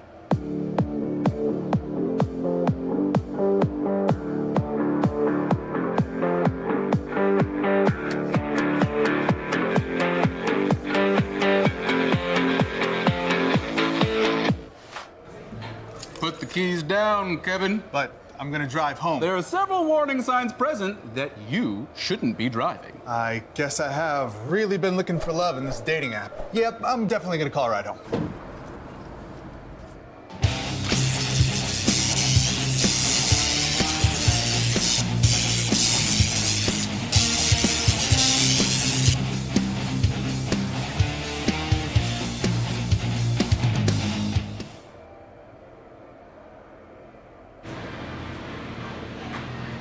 A lot of physicality as the Red Dragons strike first. They are up 3-1 here after one period. Welcome back to the intermission report, the first intermission report, alongside me, Ryan Joyce, Chris DeLuca, and I'm Alex Brooks. As you guys see, teddy bears are gone. The teddy bears were tossed. Oswego was able to get a goal scored by Tyler Flack, but that's been the only thing that's happened so far for the Lakers. Yeah, for Oswego so far, hasn't really been a stellar first period they're looking for. The anticipation, they finally get a goal to go. Everyone's going crazy. Energy in the depth, but in terms of the offense, that's really the only thing they had going in that period. Nothing too good going, not many good shots overall, and we get the throw our things out there, but in terms of the game and the period overall, not great so far. Yeah, Cortland has come out a lot of pressure, and Oswego just kind of letting it happen. They're giving them too much space, just not pushing back, not being physical really. It's just a lot of space. Not really a lot of doesn't really look like a lot of momentum for Oswego here. Yeah, you said it best, Chris. Not really a lot of momentum, but we saw those teddy bears get tossed onto the ice. It's such a great experience for all Lakers fans, everybody there. And Cortland was a very strong start from the Red Dragons, able to get those 3 goals. Joyce, I'll give it to you. How did you see from that first 3 goals for Cortland? They played great. I mentioned the key to the game for them was to score early, and they definitely did in this one. Defense turned into the offense, and they played really great defensively. They kind of had, that press kind of defense. Anytime Oswego entered the offensive zone, they were up there with 2-3 defenders, and that turned into the offense where they had some nifty moves. See that couple goals here by Burke there, nifty one for himself. But in terms of just attacking, they definitely did that early and did a lot better than Oswego. More quality shots, I thought, from Cortland than Oswego in that first period. Yeah, as you said, more quality shots. Oswego was getting kind of just pucks were just kind of trickling towards Rydell, while Cortland, they were putting on snipes towards Oswego. They were great shots, high danger, also very physical, very a lot of offense, a lot of pressure, all of that. Yeah, Chris, as you mentioned with the physicality was on top notch today. These teams do not like each other, as we see from these highlights. Really physical on both sides. There's a lot of calls that were not called by the refs. They're just letting anything happen today, Joyce. And they know in kind of a rivalry game, a big game, SUNYAC matchup, they're letting them play. No penalties at all there in that first period. A little surprising, but they're letting them play, and the physicality is really showing who's going to take it. Who's going to take that hit and get right back up and make a play. And so far, it's really been Cortland kind of throwing the blows at Oswego, and they haven't answered very well so far, but they're letting them play out there today, and they're actually competing very well, I think. Cortland is. Absolutely. As I said during the pregame show, physicality, pressure, that is what wins hockey. That is what helps win hockey games. And Cortland has been really putting that on Oswego so far. They are putting on the pressure, putting on the physicality, getting those pucks in deep, putting just a lot of pressure, and that's really helped with their momentum so far. Yeah, Cortland's definitely putting on the pressure for Oswego, especially in hostile territory here in the Deb. But we're going to take a look at the first period summary for the Red Dragons versus Cortland. As you see right there, 3-1 Cortland. So, my pick is still in play. Your guys' pick isn't, but Joyce, I'll start with you. What did you see from the period summary? I think overall, you're looking at the stats here. Shots are similar. Face-off, it's not like Cortland's won too many more possessions than Oswego, but I think my key for that entire first period, please clear the puck if you're Oswego. Get it out of the defensive zone. They've had some decent defensive opportunities there, and they made some plays, but they just can't get it going on the offensive end, and it led to Cal Shell kind of being let out to dry there. There's a lot of one-on-one opportunities there for Cortland, and that's kind of why they have this lead right now, because Oswego not being able to clear that puck out of the zone has really hurt them so far, and Oswego's had an opportunity, but they haven't been able to really keep the offensive puck in their zone at all so far in that first period. Yeah, Chris, as I was just mentioning, Shell was really left out to dry there. What did you see from Cal Shell? Really just not really getting much of a chance out there in net. Yeah, no, they were. Cal Shell was just left out to dry, as you said, Joyce. With Oswego, they need to close the space between them and Cortland. A lot of the reasons why Cal Shell is getting a lot of that pressure on him is because Oswego, as you said, can't clear the puck. They can't keep possession. I think Gosek is gonna definitely lay that into the players in the locker room after this period. Yeah, most definitely. So we are going to go on an Amtrak. We're going to take the train around the SUNYAC. Let's see what games are going on. Buffalo State in a little bit of an upset. Chris, you called that before, 2-0 over number 2 Plattsburgh, and Skidmore being 1-0 against Geneseo. If you're Cortland and Oswego right now, you're loving those scores so far, Joyce. Yeah, I mean, look at Buff State. Chris was talking about it earlier. They're a really gritty team. They might be down a little bit there in the standings, but they're a really gritty team, and they're going to compete against some big-time, teams here as well. And then for Skidmore, they're a really good team. And Geneseo, they're going to try to compete. Skidmore undefeated on the year. But for Jenny, they got to get it going here. But for Oswego and Cortland, you kind of have to like these results here, Chris. Yeah, I mean, we just got word in that Plattsburgh actually just scored against Buffalo State in that second period. So actually now it's a 2-1 game. But, I mean, as you said before, Buffalo State, very gritty team. They're going to get the pucks in deep. They're going to try and fight for that puck. And, I mean, it's going to, if you're Cortland or Oswego, you're definitely going to want to see Buffalo State win that game, especially since Plattsburgh is higher up in the standings, gives them a little bit more space. And just for Geneseo, they definitely want to try and start getting back in that game. I mean, down 1-0, especially at the top of the standings. Don't want to start losing now. Yeah, a little bit of upset territory here in the SUNYAC, but we're going to send it to break as Jolie and Kenny will have second period action here on WTOP 10.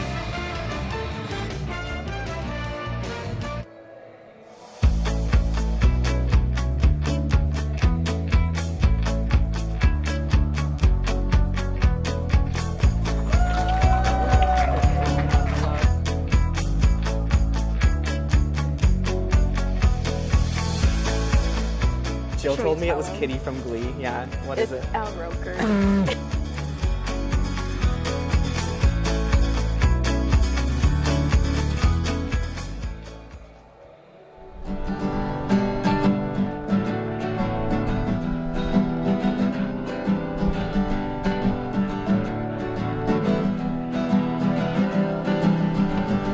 We're here for you, we're here for you. This is your channel too.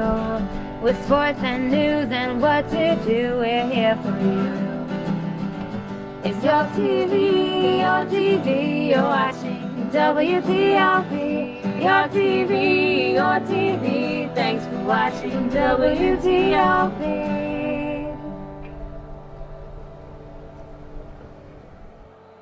What's going on? Yeah, we go on at like 11:30. It's like No.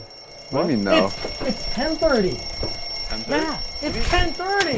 Movie is 10:30. Hey, don't touch that. That's my ladder. Hey, man. Whoa. You know this book was already discounted 10%? Wow. Get a close up of that one. Matthew, Look at that. Can we go back inside? I want to sleep in the studio again.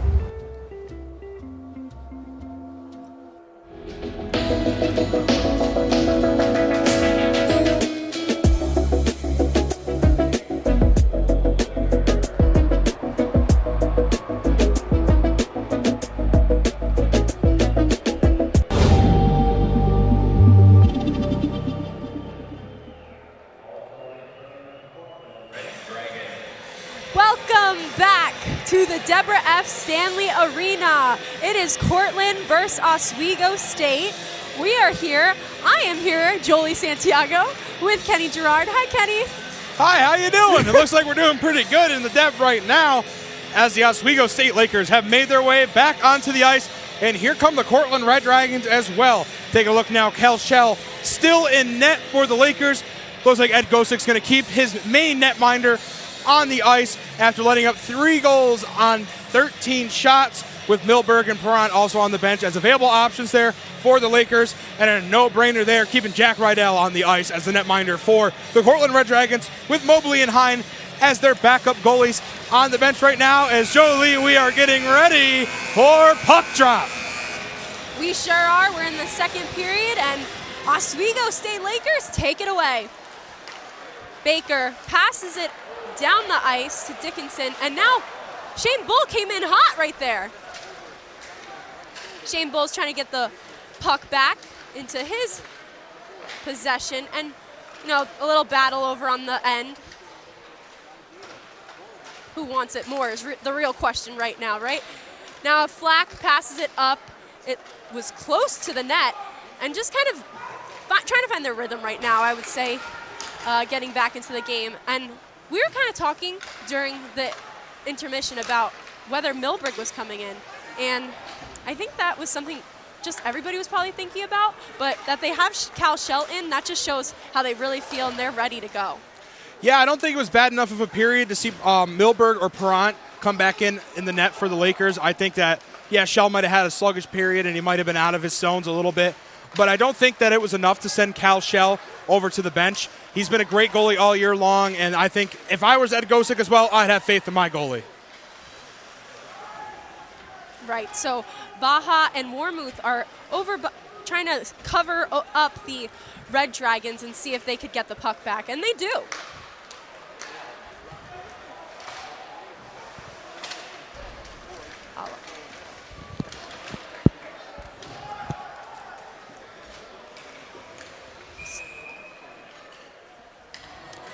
And looks like we're going to get a stoppage here from the Lakers. Another faceoff coming off in the neutral zone here. And now with 18:28 left here in the second, we're off to a bit of a slow start on both sides. We're not seeing much action. No shots coming from either side yet. But Oswego does continue to lead the shots on goal battle 14-13 as a penalty has finally been called in this game. It's Warmouth heading over to the sin bin for the Lakers.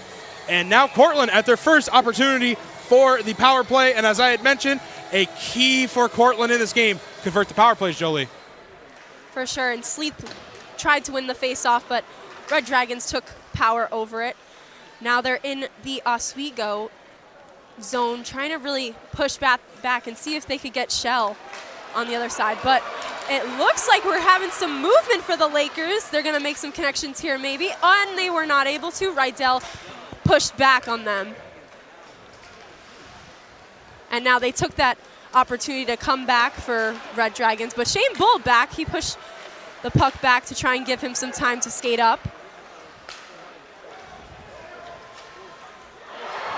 And it's a Red Dragons goal once again. And it's looking like there's going to be a penalty called on Steven Kirkostas.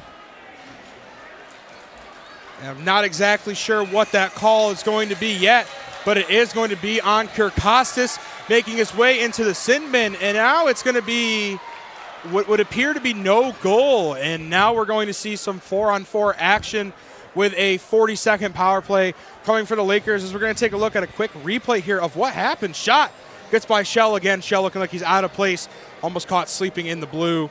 And now we're going to get a conversation here by Kirkostas talking over with Tyler Flack, and not exactly sure what's going on now. But obviously there's one thing that was definitely going to happen. It's going to be a penalty. And now we're going to see a 2-minute power play for Oswego, but the goal hasn't put up on the board yet, Jolie.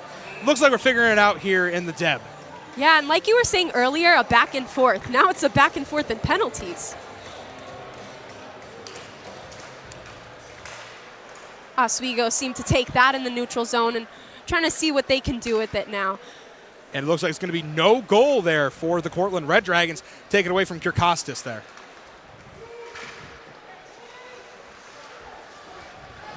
McQuaid with the puck. Pass it back to Baker. Now over to Flack. Flack has possession. Looked like he was going to make a shot on goal, and it's dumped far back. And that's exactly what Cortland's doing a great job of today. You see a big steal there to kind of disrupt the power play, shutting down the passing lane there for the Lakers, not allowing any opportunities as Flack comes storming down the ice. Flack was just not able to really connect with McQuaid there because it looked like they were trying to work something out, but Shane Bull's now going to chase the puck down the ice and see some substitutions now. Krulicki comes in for McQuaid. And Krulicki came right on the ice to touch the puck. and the call was unsportsmanlike conduct on Kirkustis. And now we are seeing something else develop. We've seen Cortland. The goal is good.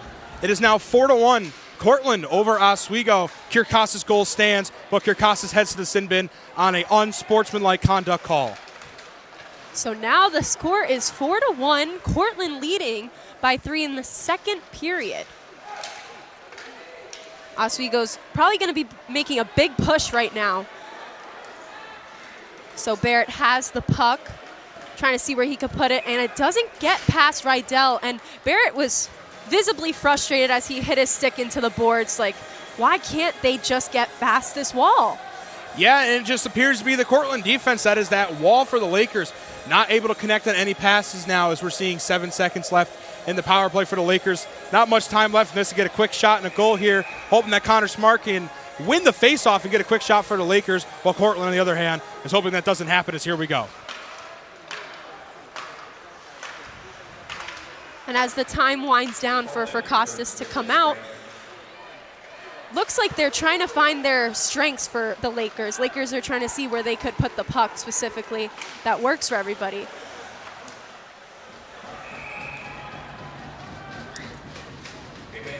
And that one actually poked away there by the Lakers. Good defense coming to stop it from getting even close to Cal Shell. And that was, I would say, one of the more confusing things I've had going on here in the press box. No goal, then goal, yes goal, no goal. Power play, no power play, 4-on-4, no 4-on-4. I mean, I was spitting out hockey terms like crazy. And yeah, you know, some things happen in the Deb. So now it's looking like there's going to be some traction for the Lakers, but they just weren't able to really go with it. So Lakers are trying to fight back, but Red Dragons keep pushing on them.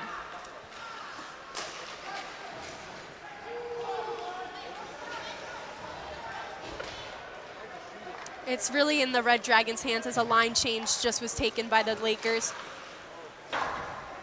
Nichols dumps it down the ice to give Red Dragons some time to regroup.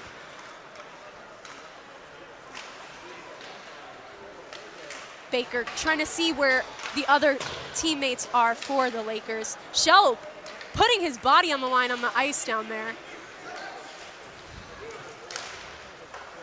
Really making trying to make every opportunity not happen for the Red Dragons.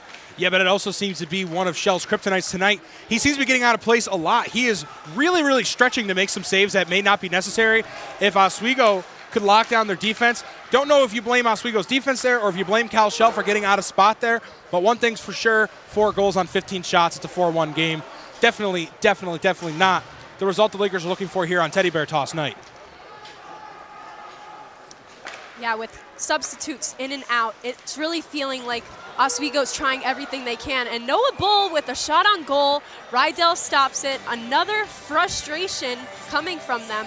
With their face, it's just visible that they really wish they could just get it past, and they are trying different moves. Maybe they need to try something else, though, Kenny. What do you think?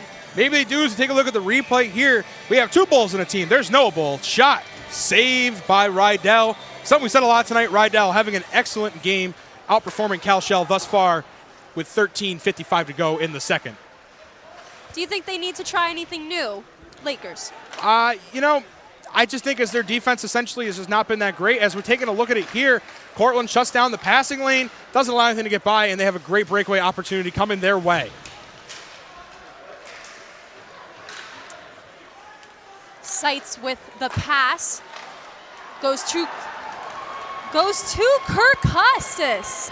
And Kirkustis was able to put it in ever so slightly. I don't know how that was a goal, but it was. And, you know, you do hear the couple of fans over in the corner screaming their heads off for the Cortland Red Dragons. But the rest of the arena is quiet. Yeah, it is a lot of silence here in the Deb, as that is expected now.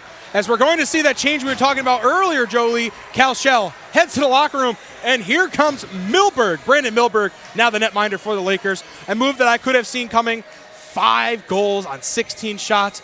They are on pace again for that 9 number goals. Cortland like Oprah Winfrey. You get a goal, and you get a goal, and you get a goal. Everybody on Cortland getting goals, and we've seen some names outstanding right now. The extra, AJ Prostatsky, absolutely dominating. Stephen Krakostas, absolutely dominating.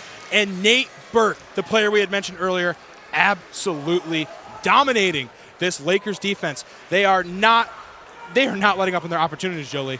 No, 100% not. And this is really something that you're playing the game and you're so into it. It's just about the momentum of the team as well. If everybody else is down, that's just how it continues on. But Milberg is in. Milberg is a transfer from Sacred Heart University, D1 school, and he's been wanting to play this whole game, I bet. Yeah, now you see Cal Shell leaves the arena facing 13 shots, 5 goals allowed, a 72.2 save percentage, his worst on the season thus far. Cal Shell, not his night, but one guy we do know, Jack Rydell, having a great night. 19 shots coming his way, allowing 1 goal, a 95% save percentage. I mean, Rydell having a great night for Cortland. They couldn't ask for much more, as now we're going to see Brandon Milberg get his opportunity to transfer from Sacred Heart. And they're going to call a penalty right now on Calabufo. It looked like it was towards Satimo. Satimo fell and hit his head right now.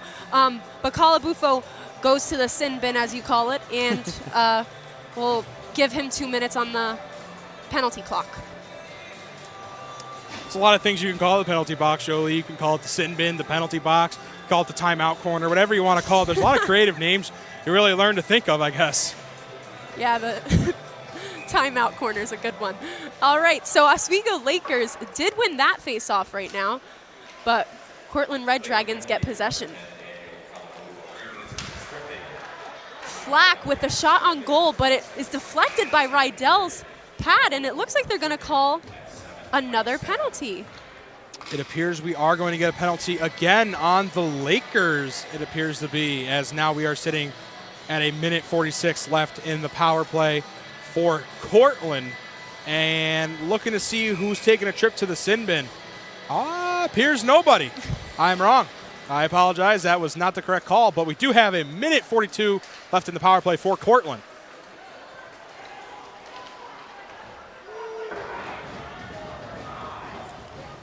Shane Bull is on the Red Dragons to make sure that they don't get any movement or gaps in the offense. And Flack made their way down, and Flack was not able to make that goal. Some penalties, you say, Jolie, aren't clear, but that one, crystal clear. Definitely a penalty coming on the way for the Lakers there. Appears to be on Tyler Flack. Definitely a high stick call. You can't do that in hockey. You cannot raise your stick above the shoulders, and we see him pick the stick up and swing for the fences, and unfortunately hits his head. And now Cortland sitting with the golden opportunity. Now 2 minutes for their, a minute 14, my apologies, for some 5-on-3 action for the Red Dragons. The Red Dragons looking to capitalize and score on Milberg for the first time tonight. And Oswego, great dump there. Definitely giving Oswego some time. You have Francis on the ice for Oswego, kind of trying to see where he could be. Sleeth and Barrett. 3 players just trying to defend their zone. But Sleeth is making some traction down the ice to the Cortland area, but he is teamed up against 3 Red Dragons. And Red Dragons break away. Krakostas back pass.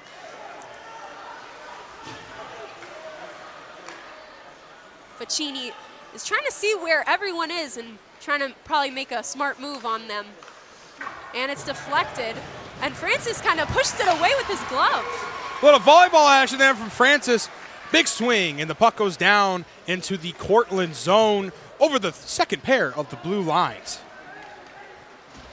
Bernardo is staying deep for the Red Dragons, seeing where he can kind of fill in sights, but has the puck and is making his way to Burke, and Burke a high-scoring player today, but not enough.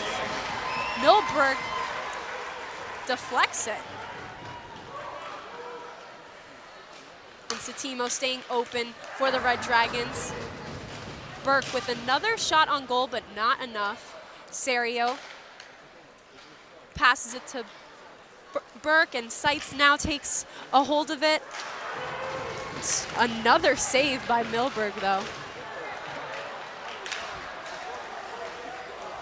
Dickinson comes in, and Noah Bull as well for the Oswego Lakers.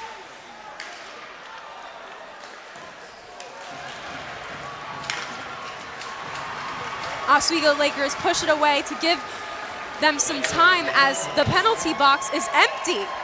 An excellent way to dump that away by Calabufo, going to the bench for a nice little line change there for the Lakers as we are now at even strength. Some 5-on-5 hockey now with Oswego doing a little bit better there at shutting down the Cortland offense and getting a penalty kill. I think that showed a lot about how they can play their own game.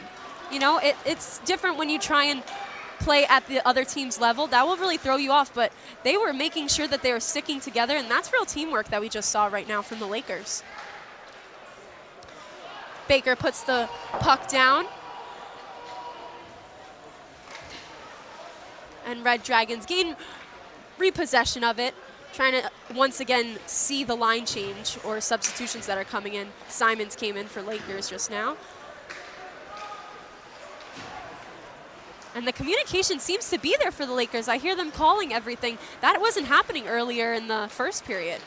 Yeah, and their fourth line looking excellent right now. Great communication on the ice, making some good passes and starting to slice and dice the Cortland defense that we have seen tonight be very, very proficient and really stating their case now as a SUNYAC opponent. And a big boarding call coming on the way.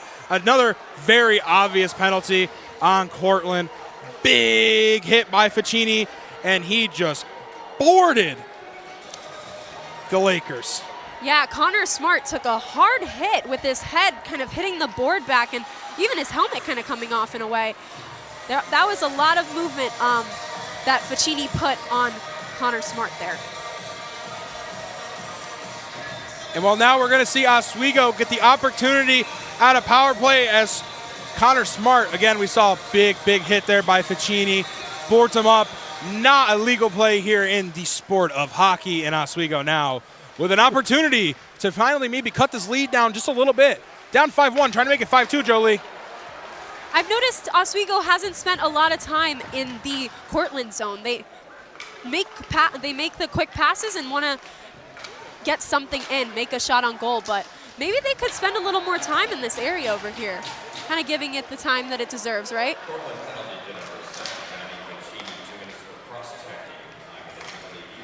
And a good dump there by Cortland to get it away and get a fresh line change and get their penalty kill crew out there to try and stop the Oswego offensive attack. Now Baker just passed to McQuaid. Back to Baker. Baker's gaining repossession. Flack up and trying to put it away, but it's just not enough there. A lot of Red Dragons were in the way. Shane Bull trying to find an open pocket. Flack finds some movement there with Shane Bull. A lot of passing back and forth. Trying to tire out Red Dragons with a spin move there by Flack. McQuaid with a shot. Bull looks like he's trying to go for it, and it wasn't there. A lot of Red Dragons in the middle. McQuaid with another shot, and Rydell stops it. Red Dragons goalie is just on fire tonight. Yeah, the Red Dragons penalty kill looking great. As we said, coming into the game, the Red Dragons with an 89.7% on their penalty kill, dropping to power play down to 31 seconds.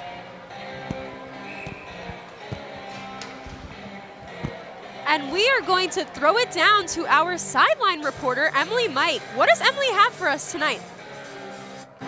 All right, well, with around 7 minutes left on the ice, down here at ice level, we've got Cortland they've got 5 points. Oswego Lakers has 1. Even though the Lakers have made more shots, it's not looking too good for us. The energy in our student section, it's still high. We're still holding out hope, but a lot of us are getting a little bit upset, which I totally get. Morale is a little bit low, but I think there's a silent hope that hopefully the Lakers can come out on top. All right, back to you guys. Thank you, Emily. And you talk about that morale. That's a really big part of this game, and we really are interested in seeing what the rest of the periods look like for the Lakers and for the Cortland Red Dragons. Now, there's some lost glove actually from a Cortland Red Dragon. Trying to see where everyone is trying to put it away, but Sleeth is making his way up the ice on the Red Dragon side. And there's some contact between Sleeth.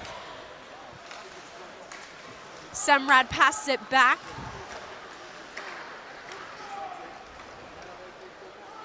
Krulicki gets a hold of it now. The Red Dragons are on top of one another, trying to see it, and is there any goal trying to get in there?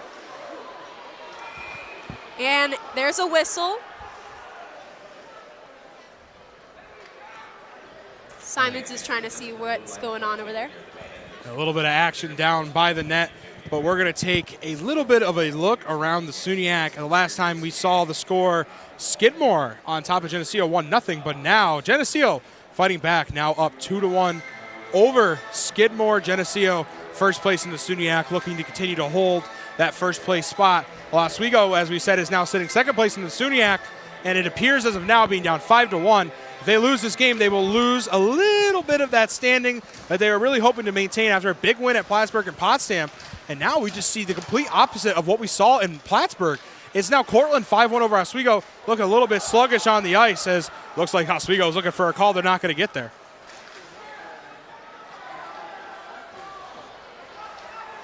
Yes, so there's a lot going on over by the end board. Looking like there's a holding for the Oswego Lakers. that is going to be a hooking call on the way. It's all right, Jolie. Hooking, holding, it's the same thing if you ask me. Just with a stick instead of his hands. But we are going to see a hooking call. Come on, Cortland. And Oswego now with an opportunity to put a point on the board. 2-minute power play coming for the Lakers. We're going to see a replay of it here. And, he trips him there, and the hooking came a little later. We saw a trip and a hook in it. One of the two was bound to get called, Jolie, and they catch him on the hooking call, as now we see Shane Bull and Andrew Claudin lining up for the faceoff. Red Dragons take a quick hold of it. And Burke really tried to make some move on there to get to Milberg and beyond, but Lakers were falling real quick behind him.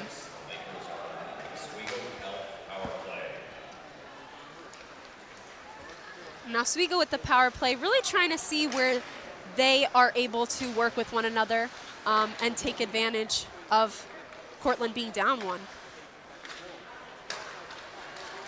Flack looks like he's tried to pass that, but it wasn't there. Rydell was too close and stopped it quickly. But Gato staying close to Rydell. Maybe there's going to be a play again. Flack coming back to get the puck. To Shane Bull, to Baker now, and goes behind the net, but McQuaid is able to get it back to Baker. And Gato is trying to see who else is on the perimeter of the ice. Cortland Red Dragons are poking at them at every opportunity, though. Flack has the puck, and it was intercepted, but also pushed away for nothing to really happen for the Lakers. That is a picture-perfect shutdown of their passing lane there with 27 seconds left in the power play. Winding down the opportunity for the Lakers. Slowly shutting down is now Cortland on the offensive side, looking to maybe get a shorthanded goal, but he is smothered by the Lakers. Seitz is over there with 3 Lakers on him. Now 4. And it's a breakthrough. Krulicki was able to get past. And there's Hildreth coming out of the penalty box. Arcan came in for the Lakers, out for Calabufo. Sleeth, again, trying to make his way down the ice, but stopped by Donegan of the Red Dragons. And some movement over there. Kind of high legs pushing away. And looks like someone was just tripped also. Dickinson down there. But, what do the Lakers have to do right now, Kenny?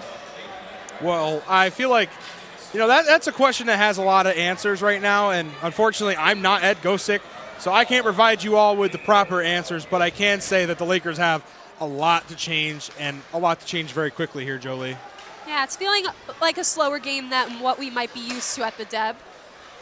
Nothing wrong with that. However, with the score being 1-5, almost the end of the second period, you wonder what's going to wake up everybody up. So Noah Bull chasing down the puck, trying to get past Nichols. Seeing Arcan and Ryan of the Oswego Lakers trying to get past the Red Dragons, but the defense is just solid. And Rydell makes the stop, and whistle's blown. And there is a positive you can look at right now for the Lakers. We have Milberg, the backup netminder for the Lakers, coming in on call after Shell with a 72% save percentage. But so far, Milberg, 3 shots coming his way. Nothing getting behind him, preventing any more damage on the scoreboard there for the Lakers, as Cortland now just tries to put it in cruise control. And I think the Lakers right now should be getting close to what I like to call panic time and hitting that big red panic button inside their locker room, down 4 with 2 minutes and 10 seconds left in the second period. That's right. And every shot on goal seems to go over the net, and that's when I just think that it's trying to go around the glass to get to who they want to pass it to, their teammate and all. However, it doesn't feel like it's even getting where they want it to be. I think it's just the connection right now, the team chemistry isn't playing out how they probably were wishing, especially after Plattsburgh. Yeah, you definitely have a frustrated locker room right now after coming off a big win against number 2 in the country, and you come in and play an unranked team, also a great team, the SUNYAC, mind you. But coming in on beating a ranked team and coming to play an unranked team and performing the way they are just seems sluggish, as another good save there by Milberg bounces it up and back into the ice off the net. There's a lot to fix right now if you're Ed Gosick for your team.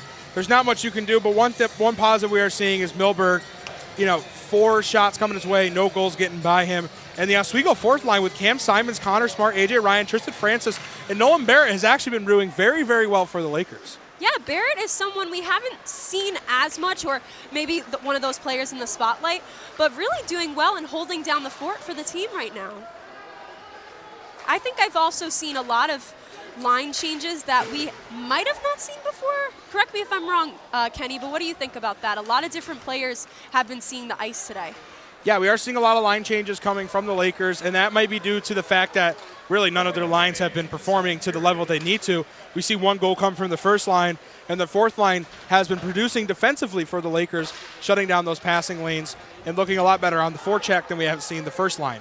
Mm-hmm. Barrett with a pass forward to Flack. Flack passes it to an empty space, and Cortland Red Dragons get a hold of it.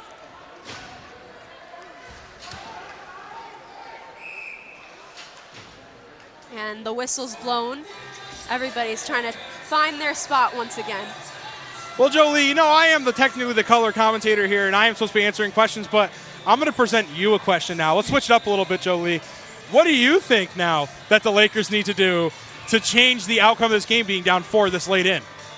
I think they're getting down on themselves. They got down on themselves by the second goal. It was very apparent there. For me, I personally think that it's the morale or the energy of the team right now. That changes things drastically. Coming from a professional, coming from a person that used to play volleyball, I played in different levels throughout my whole life, and just one mistake does not define you, and there's a lot of mistakes that have been in this game, but once again, doesn't define you. There's a lot that goes into being a player, and you keep going with those kind of things that just affect your play. So that was my take on it, but that is the end of this period, and that's enough of me talking about my volleyball experience. It does not compare to this, but it's really interesting to see how the team is playing right now, 5-1. Milberg didn't let a goal in, though, so that's another point we could talk about. 19 shots for Cortland, and Oswego had 29 shots. Yeah, you are seeing a very large difference in the shots on goal. Oswego offensively is getting the shots off but not getting them in. We're seeing a lack of passes and opportunities that Oswego is not capitalizing on. While Cortland not seeing as many opportunities, they were really getting by Cal Shell and making best of their opportunities that they were presented. 100%. There's a lot to go. There's a lot to go into depth here. But let's hear from Emily Mike down at the sideline.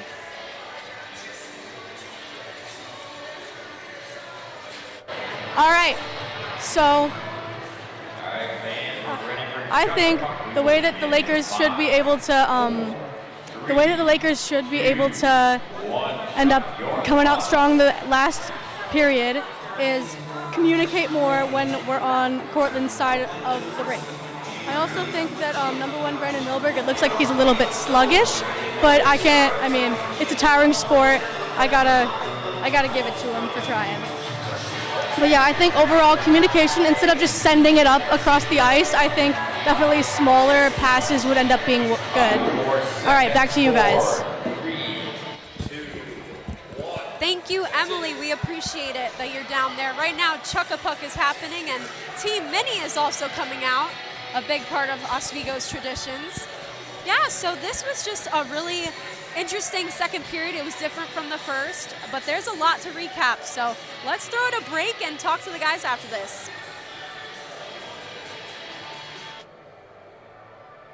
Hey there, I'm Al Roker, class of 76. Yes, way back in 76. Back when the earth was cooler. You're watching WTOP.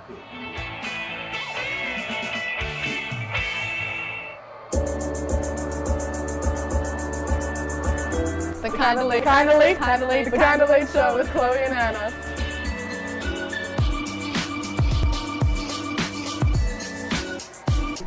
Like licorice, Twizzlers, absolutely nasty.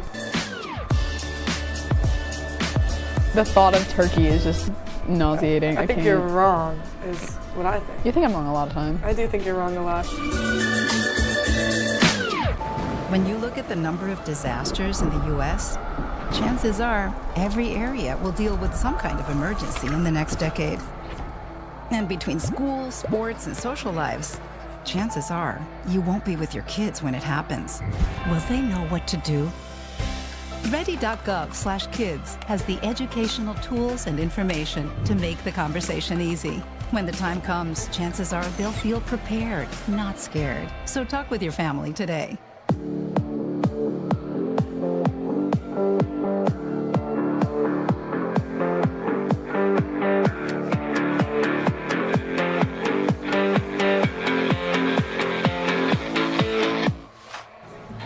Put the keys down, Kevin. But I'm gonna drive home. There are several warning signs present that you shouldn't be driving. I guess I have really been looking for love in this dating app. Yep, I'm definitely gonna call a ride home.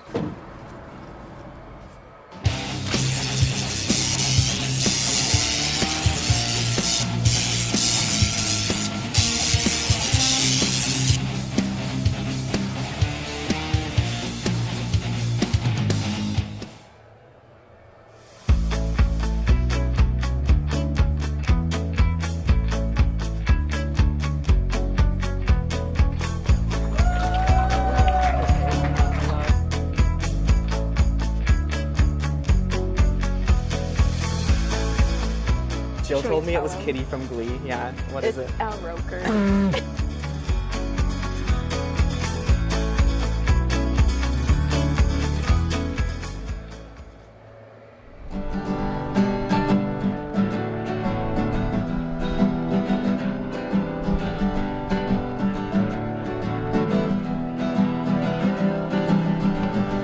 We're here for you, we're here for you. This is your channel 2. With sports and news and what to do, we're here for you. It's your TV, you're watching WTOP. Your TV, thanks for watching WTOP.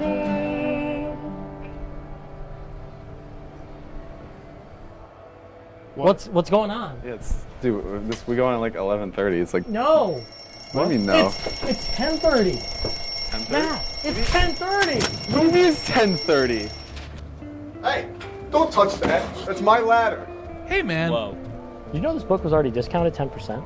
Wow. Get a close up with that one. Broadcast news. Look at that. Can we go back inside? I want to sleep in the studio again.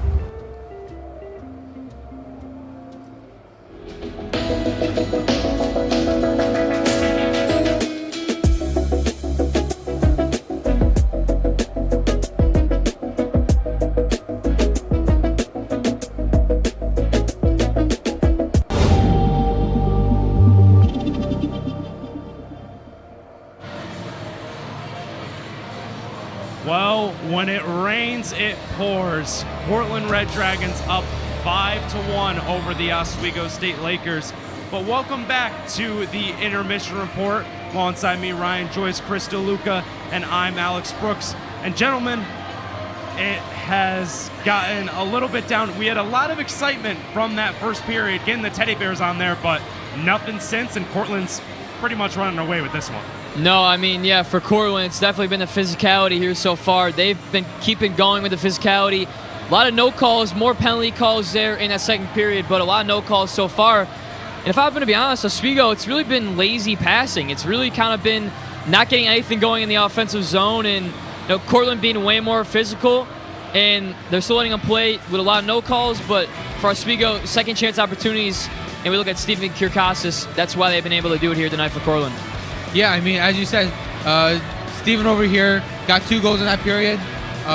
Both great goals, to be quite honest with you. But it's for Cortland, it's just a lot of, again, as you said, physicality and a lot of pressure on, at the time, Cal Shell, now Milberg in net. And overall, it's just a lot of pressure, a lot of pucks on net, and that's how you win hockey games, and they are definitely putting that on tonight. Yeah, and a big part of that is from Anthony Bernardo, who has 3 assists on tonight's game. He is really doing a lot for this Red Dragons team. As we see there, Bernardo the Apple Man, he has 3 assists and 1 shot, and he has a +3 plus-minus. Joyce, Bernardo's just been all over the ice. Yeah, he's been the point guard for them tonight. Been really well, kind of distribution to all the players in his team, getting the puck out quick. And Oswego, I mentioned, not playing really well in the neutral zone. He's really taking advantage. He's gotten the puck, get it up to the guys quick, and easy goals there for Cortland so far there, Chris. Yeah, I mean, from what it seems like, whenever he has the puck, he's always passing it to somebody that's always going in the back of the net. He's all over the ice, as you said, taking advantage of the neutral zone, which is a big struggle for Oswego right now. And on top of that, it's just his passing ability to be able to get opportunities and find the open space is unreal. Yeah, unreal. And if you thought the physicality in this game was going to end in the first period, you were dead wrong. Because in the second period, it ramped up once again. And man, Joyce, can you take me into this second period? I mean, a lot of physicality, and Cortland's really getting away with it right now, up 5-1. No, and they know that they can really do it. And I mean, there's that one hit on the board side there too as well. Looking at it right there, and they know they can kind of get away with it. They're letting them play here tonight for the refs, and they just kind of want them more tonight. I'm feeling more inspired Cortland-wise than Oswego, and they've really wanted it so far, and they're letting them play and kind of figuring it out. And Oswego, if they want to have a chance in this game, they're going to have to match that physicality. Yeah, I mean, as we were saying before, Oswego is not showing a lot of physicality, especially in that second period. They're not putting it to the player. They're not pushing back. They're just, honestly, the game ran over. I mean, it's just a matter of can they push back, and from what it's looking like, not really, no. Yeah, Cortland's really running away with this one, up 5-1, but we'll get a chance to look at the second period summary coming up here. As you see, Cortland up 5-1, able to take advantage of that power play, 1 for 3. But Oswego, over 3 on the power play. That was something coming in that we were seeing a lot of turning heads from Lakers fans that, the Lakers can't really get it done on the power play, and it shows tonight. Yeah, it's really been a struggle all year, even last year too as well for this Oswego team. And the shots, Oswego's got 10 more, but it's just been Cortland. When they're making a play, when they have the puck in their offensive zone, they're finding the right guy and getting it behind, past Shell, or, Milberg's been playing well at goal, but they've been getting past Shell and kind of getting in the back of the net. So they've been doing really well on the power play. Power play was huge, 1 for 3 for them so far. And just it seems kind of for Oswego, they've had a couple opportunities, a couple penalties called there in Cortland, but just nothing figured out, just not getting the right passes in or just making the wrong decision. Yeah, I mean, obviously Oswego's having a lot of power play difficulty, especially this season. It's really showing in this game. But I also, not necessarily to take away from Cortland, their goaltender, Rydell, he has been playing insane today. I mean, obviously not necessarily a lot of shots up against him, but when he has to make the save, he makes it. And he's been insane for Cortland today. Yeah, definitely. And as we mentioned before, the power play struggles for the Lakers was something coming into tonight that, this was something that they really needed to work on. And guys, just going into the power play struggles for the Lakers, what do they really need to do to kind of execute on those power plays and really just get themselves back in this game? Yeah, I know I mentioned kind of lazy passing. That's kind of what they've been doing so far in the first 2 periods. When you get the puck, you can slow down a little bit. They've been kind of rushing it a little bit too much, in my opinion. I think they have to get the puck, not saying slow down all the way, but just, look ahead, find that right pass. Don't throw it down where no one's down there. Find your kind of open guy and get it going here for Oswego. They're down 4 goals here, Chris, but, never say never, right? They can figure it out. Yeah, obviously, I'm a big hockey fan. I look to the San Jose Sharks in the last week. They made 2 great comebacks, so who's to say that the Lakers can't make a comeback here, And maybe that's a bit hopeful for me just to see a good game. But with Oswego here, they need to get more pressure on. They need to figure out the power play struggles, but also just get the pressure on. Find those better passes, as you were saying, and just get pucks on net. During that entire period, every time the Lakers were on the power play, they just a lot of just not passing, not even nice passes. Just they need to figure out the power play. I think the defense, for me, settled in really well when Milberg came in. So for Oswego, kind of settle in that defense a little bit more, figure it out, pack that kind of offensive zone area that Cortland's been going. And I think if they do that, then they're going to have to score a lot, but they can figure it out a little bit more there on the defensive end. Yeah, exactly. And Chris, just to give it to you right here, you were talking about that hope. You were talking about how you have some hope. Is there any hope for this Lakers team to make a miraculous comeback and end up tying or even winning this game tonight? Look, all I'm going to say, there is a chance that could always be a second miracle on ice, Obviously, they're down, but I didn't hear no bell. The Lakers are still in this. They could always come back. It's always possible, and you can never say never. Maybe that's just the optimist in me, but there is still a potential for a comeback, and especially with the defense starting to settle back in, it's always possible. What about you, Joyce? Like I said, never say never here, Brooks, but if the defense can settle a little bit more and they can kind of pack that offensive zone like I was saying, you're going to have to score a lot of goals here, guys, but I think the defense turns into offense. So if you're really great on the defensive end, offense can kind of figure it out. And like I said, they're down by a lot here, but if they get the defense figured out, then they can definitely turn that into an offensive advantage. Yeah, we'll just have to see. So it is going to be some Sweet Caroline. We can slow it down here a little bit right now. Sweet Caroline is getting a lot sweeter as you see the Laker faithful go out, and we are going to send it to break. But don't go anywhere because there's third period action. Cortland's up 5-1. Let's see if there's a Laker comeback in the near future.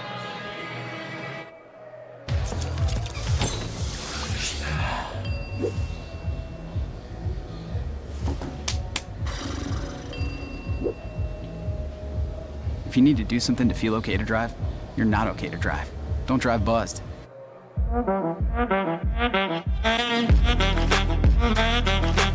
Shine on that. Look at the bling. Do we got a diamond tester on?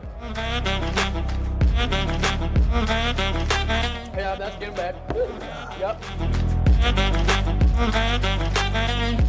10 out of 10 recommend on Yelp.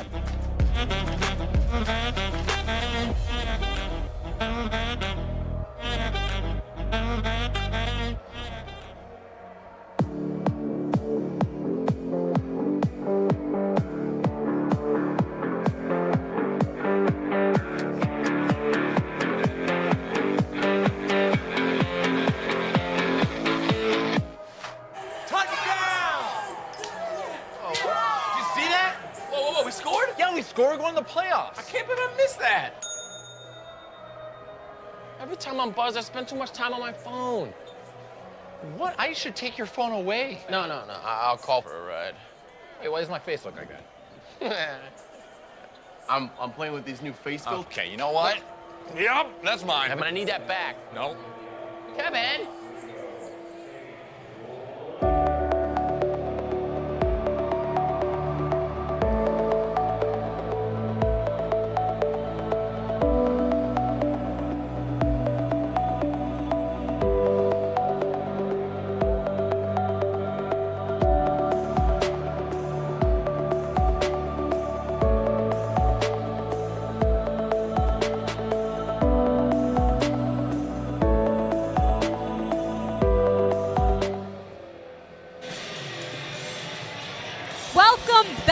the Deborah F. Stanley Arena. We're facing a lot right now. So we have Oswego State Lakers going against Cortland Red Dragons. Cortland's up 5-1 against Oswego Lakers.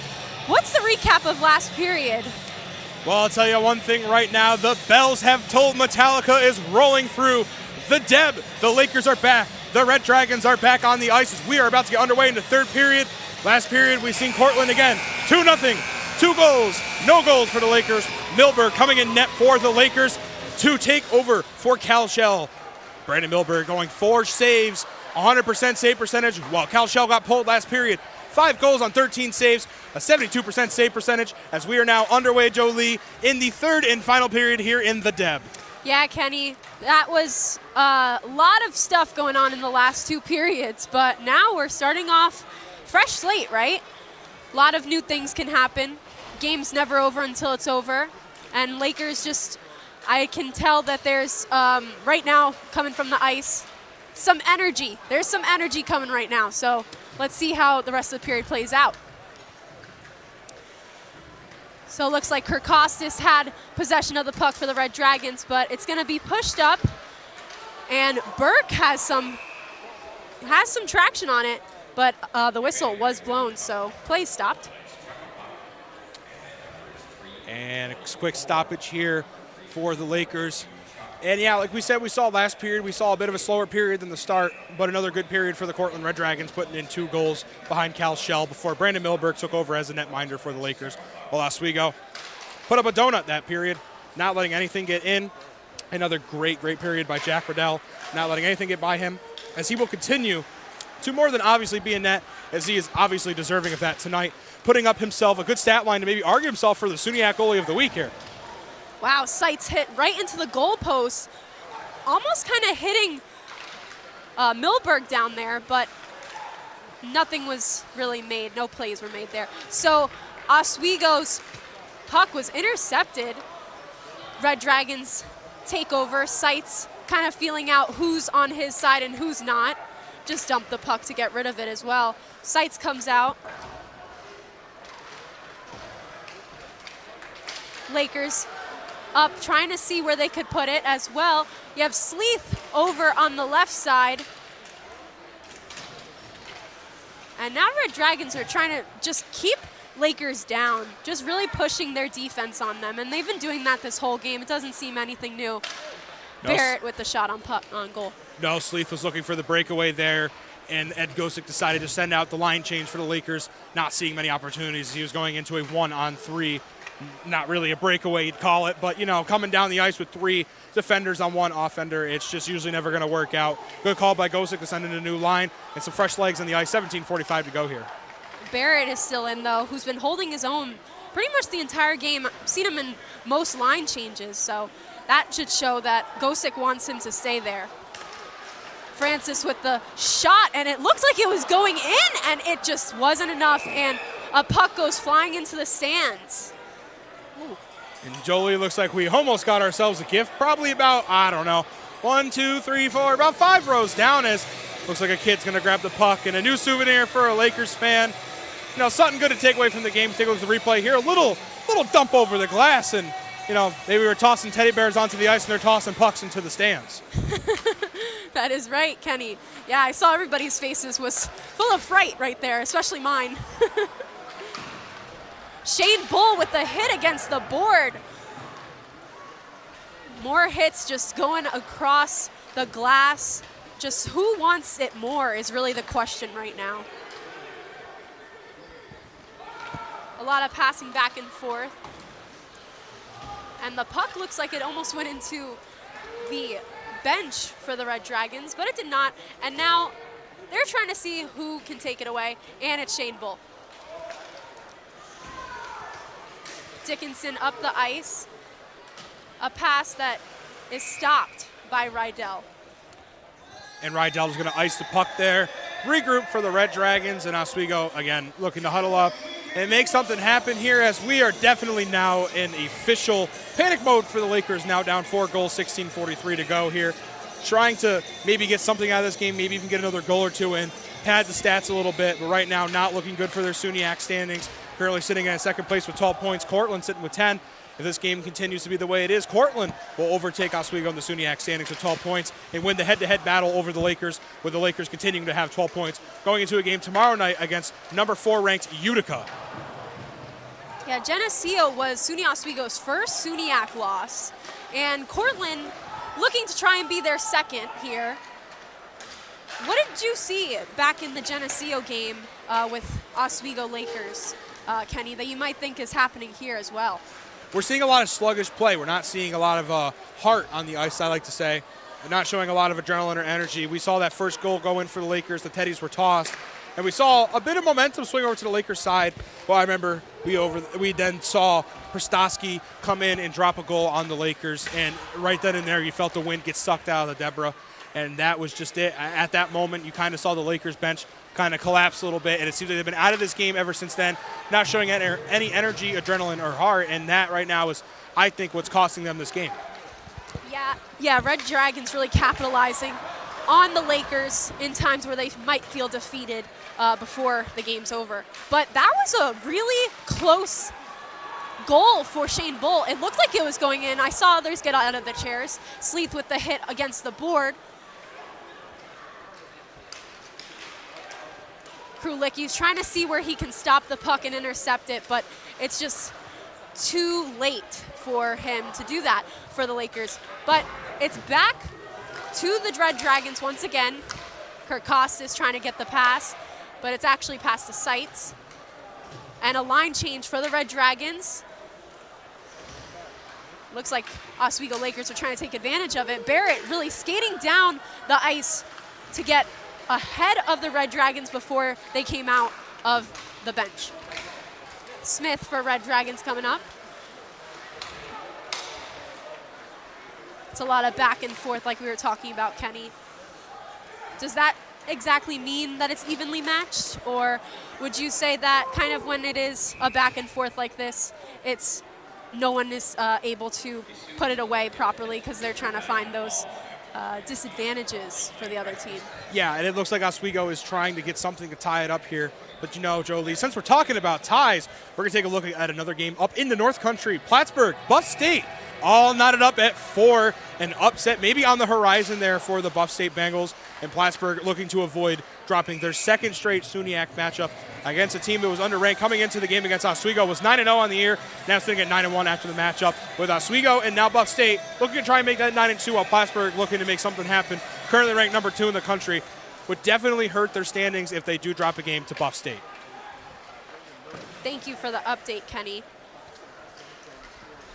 So Kirk Costas for the Red Dragons lost a glove, really trying to get past the Oswego Lakers, A.J. Ryan and McQuaid. Kirk Costas is falling everywhere on the ice right now. And Flack comes in, Shane Bull, Gato, a couple of the Lakers coming out, trying to see what they're up against. Hildreth not able to make a pass, is stopped by Gato and Shane Bull. Flack playing back right now with Nichols for the Red Dragons. O'Kane with the pass.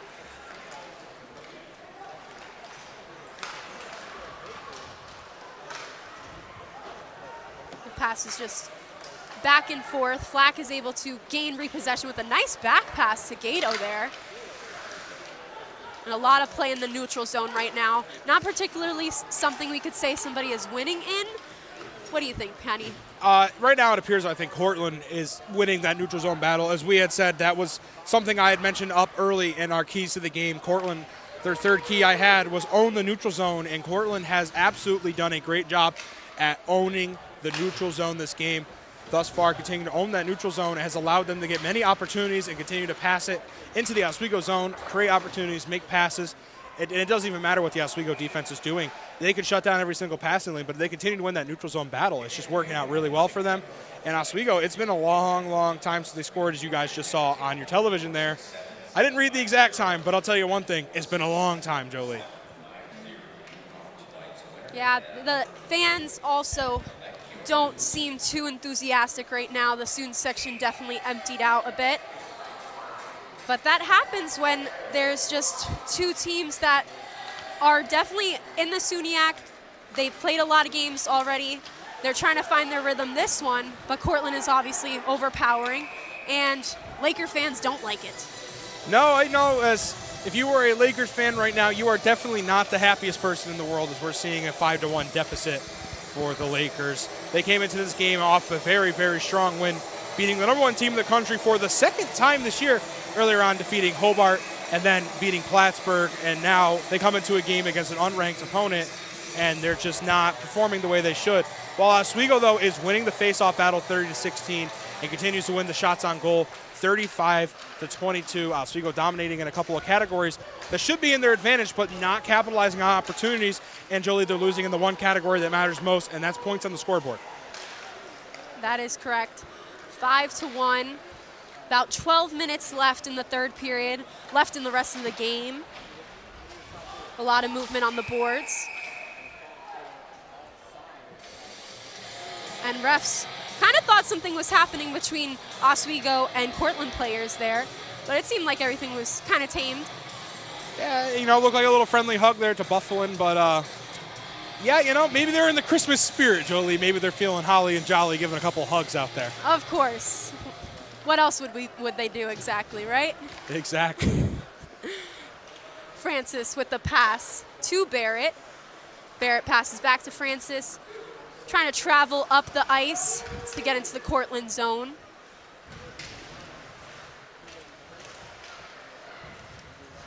But it looks like Red Dragons are taking over.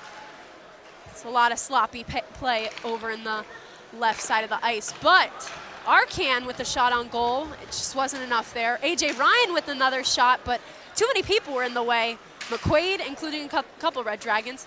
Red Dragons trying to travel up the ice with a dump. And fans wish there was a calling on that hit over on the left board. Arcan with the puck once again, and it's taken away by Kirkostas. Kirkostas moving fast down past a couple of Lakers, moving right behind the net, and no real movement either, because then it was taken again by Oswego Lakers. Lakers moving up though, trying to make a pass, Shane Bull, but nothing was there. Rydell was able to deflect it. But Lakers still have it. I know, and a good opportunity there for the Lakers. We saw a 2-on-1 opportunity, but we saw Claudin for the Red Dragons coming in hot, and he decided to breathe a little fire on the back of the Lakers there and not allow the goal there. Was Shane Bull with a great opportunity, but Claudin said, not today. Got the stick in just the right time and stopped the opportunity, and that's what we're saying all day. Cortland's defense has been fantastic. They're shutting down every lane that you see, and they have just been stellar in catching up to the Lakers, but the Lakers look a little bit more slow and sluggish on the ice today. And we're going to see a call here coming on the way against, it appears to be the Cortland Red Dragons are going to get a penalty called on them. Oh, my apologies. Looks like it's going to be on the Lakers there. The penalty called on Drake Semrad, the extra for tonight's game. Going to be a hooking call on Semrad. And now Cortland looking to really put this away with 10:20 left here in the third. Power play opportunity for the Cortland Red Dragons. Looks like Red Dragons were able to get that in their hands, but Oswego Lakers get it right back. And the shot on goal just wasn't there. Bala made it from deep too. You know, from earlier we saw Burke made a really, really clutch play over on the blue line, but that one wasn't exactly all the way there from Bala. And we are going to see a change in that call. It will not be called a hooking, and the penalty will not give Cortland a power play opportunity here. My apologies for that for everybody at home. But Cortland, no power play for them, and we're still at 5-on-5 strength with a change in that call that we just heard there. Smith travels down the ice. Couple of movements back there. Sam Nichols looks like he's hurt down there, but we are going to send it down to Emily Mike for a quick interview. Emily? All right, so I'm here with some Cortland fans. All right, what are you guys' names? I'm Michaela. I'm Monica. All right, so what are your overall thoughts about this game? How are you feeling? I think the guys are playing really well, namely Jack Rydell in net. He's really standing on his head tonight, so I think he's keeping the guys in it, and their scoring is also really well tonight. All right, what about you? I'm surprised they're beating Oswego by this much, I will say, just because I thought we were supposed to come here to lose, but I'm really proud. I think they're playing great, and I think Jonah Hildreth, number 14, the captain, is doing a good job of keeping everyone upbeat and positive and staying focused on the game. All right, so what are some notable things that you guys are seeing on the ice? Anything sticking out to you guys? I think the guys they have some pretty good energy. After the first goal, they were really fired up, and then following that up with the second, that was also big for them, just carrying it into the rest of the game. What about you? I think Jack Rydell is really standing on his head for the Red Dragons tonight, and I think he's playing his best game I've seen this season. So I'm really happy for him. That's great. Thank you guys so much. All right, back to you guys. And I could agree with that. Jack Rydell having a really good game for one of his seasons that he's been playing. Just a great game overall as a goalie, being a wall that you just can't get through. You know, Oswego did get one goal on him earlier in the first period. That's how the teddy bear toss was able to happen earlier. But of course, you got to give credit where credit's due, right? And Cortland fans said it best, I think.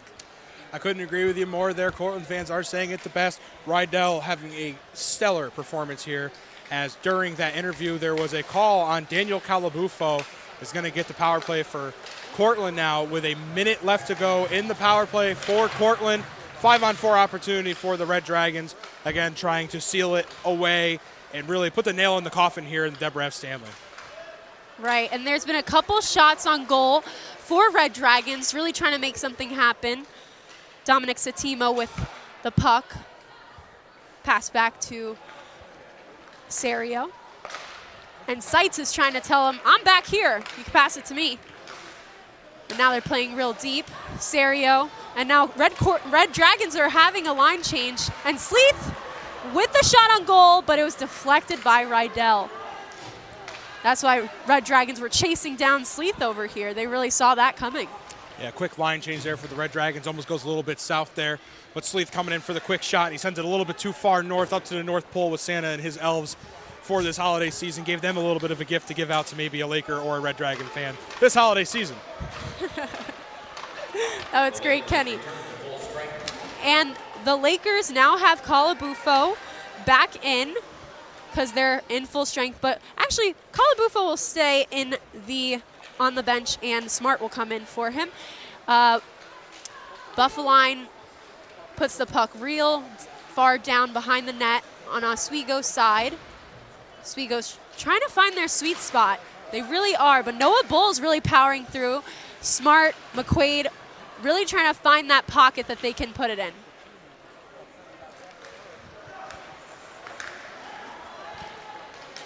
McQuaid looked like he was going to give a pass to Smart, but took the shot on goal. Satimo looking to see where he could find somebody. It looked like he was looking for Burke. Couldn't find him there either. Ryan Dickinson picked it up.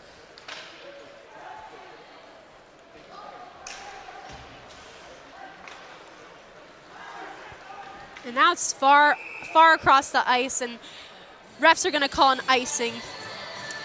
And now, Jolie, we do have a quick update coming in the Buff State-Plattsburgh matchup.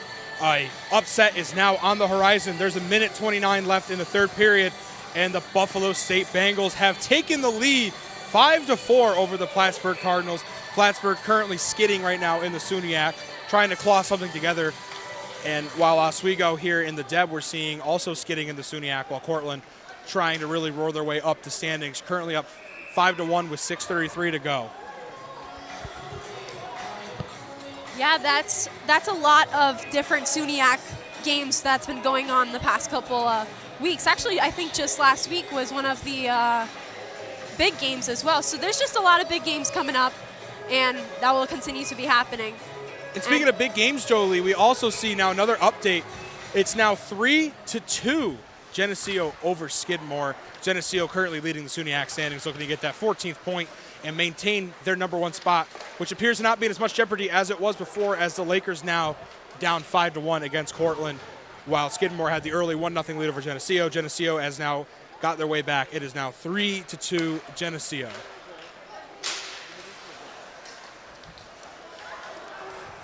And Red Dragons repossess the ball, repossess the puck to really try and get their momentum back.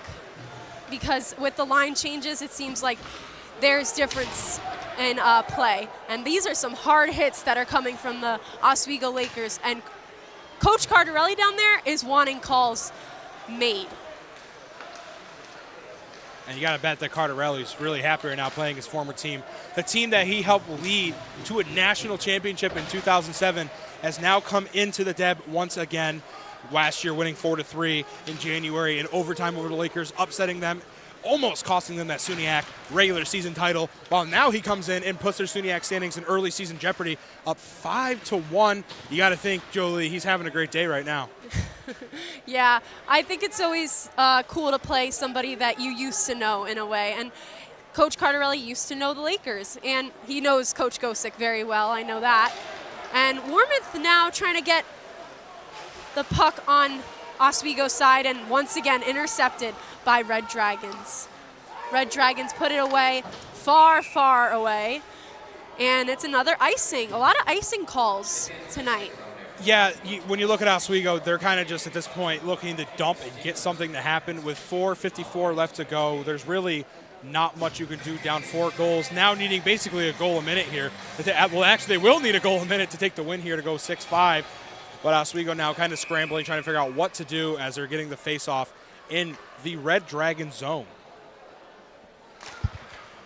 Oswego Lakers win that face-off, and they've won a lot of these face-offs tonight, but it's not reflecting in those goals. A nice kick by Barrett to try and get the puck away. Flack playing deep, looking where he can give the puck to his teammate. And he found Francis and Shane Bull down there. Cortland Red Dragons get it back. And it was almost intercepted by Flack.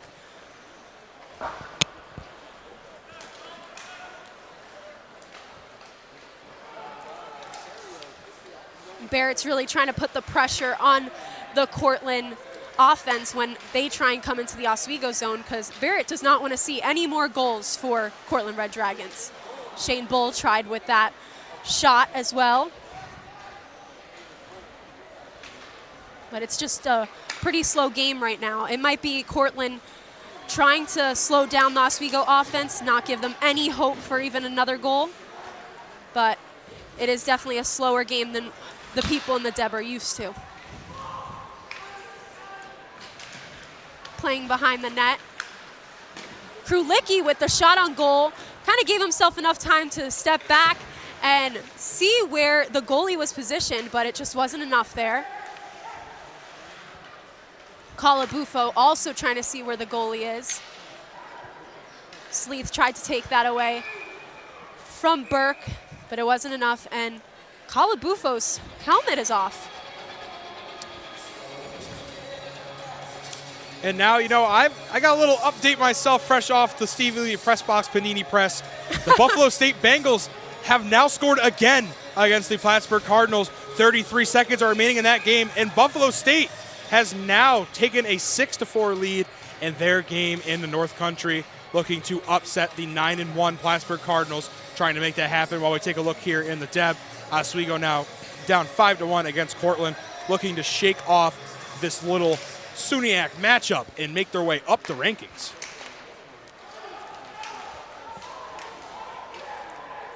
Brandon Milberg was telling Warmouth to just take it, and Warmouth went with it, but now it's back in Red Dragons' possession. Warmouth back with the puck, trying to see where he can take it. A lot of back and forth here. Cool just dumped it down the ice once again. Some fight at the board to see who can come out with the puck.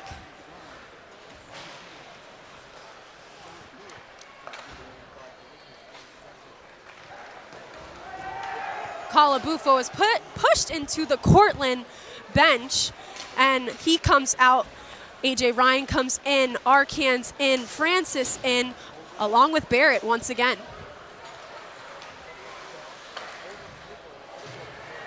Smith tried to put that away, but it was blocked, and nobody really saw where it went, so that was their delay for Oswego Lakers. Lakers coming back to their side of the ice to make something happen.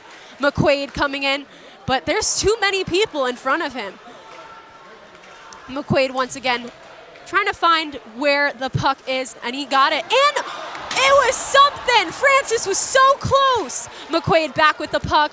Francis behind the net, trying to find his footing once again. AJ Ryan with the shot, McQuaid with the shot. All reflected, and Rydell secures it down. And it just looks like Oswego was trying to do everything they could. Francis, understandably upset, slaps the backboard and wakes up all the fans in the stand that are left here in the Deb. But Jolie, we have one final update from that other SUNYAC matchup we were talking about.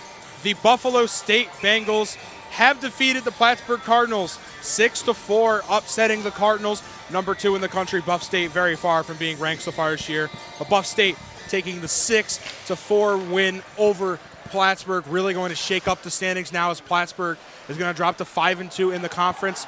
And this game may not be over, but it is looking to wind down for the Lakers as Cortland now is going to jump in the standings with 12 points in the SUNYAC. Buff State going to get their 6-point jump ahead of Fredonia. Plattsburgh is going to remain at 10 points, drop down below Cortland and Oswego.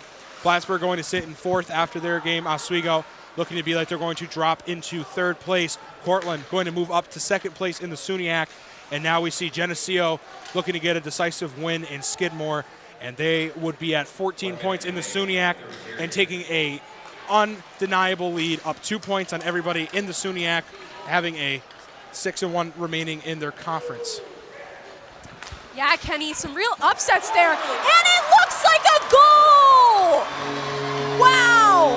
Tyler Flack! That is his 2nd of the game. Well, as we like to say, it ain't over until it's over. Oswego putting in their 2nd goal of the game. Tyler Flack, have a night for the Lakers so far. Flack trying to really carry this team on his back. Flack now getting his 19th point of the season in the SUNYAC. 2nd goal of the night, and he just sneaks one there behind Rydell with 47 seconds to go. Maybe just stat padding a little bit there, but get some action here in the Deb to wake up the Laker faithful as the Laker faithful begin to chant in Rydell's direction. That sure is happening over there. No, that was really something that I think the Lakers needed right now to wake up the crowd. While there is 30 seconds left, it's still something, and that should not be knocked. And Tyler Flack was able to make his way into the net for Oswego Lakers. And as the time winds down, it's looking like a tough loss. However, all of this was in a great deal effort in some ways. And Red Dragons are just looking to keep it away from their Rydell goalie.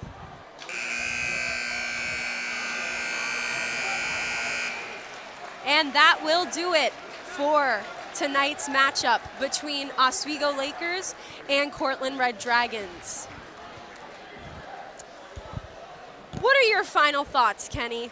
Well, I think Cortland came in here and did exactly what they needed to do. As I said earlier on, I had 3 keys for them to this game, was shut down the Flack and Bull duo. While they did shut down Bull, they did allow Flack to get a couple of shots, but hey, maybe half a key was good enough for Cortland.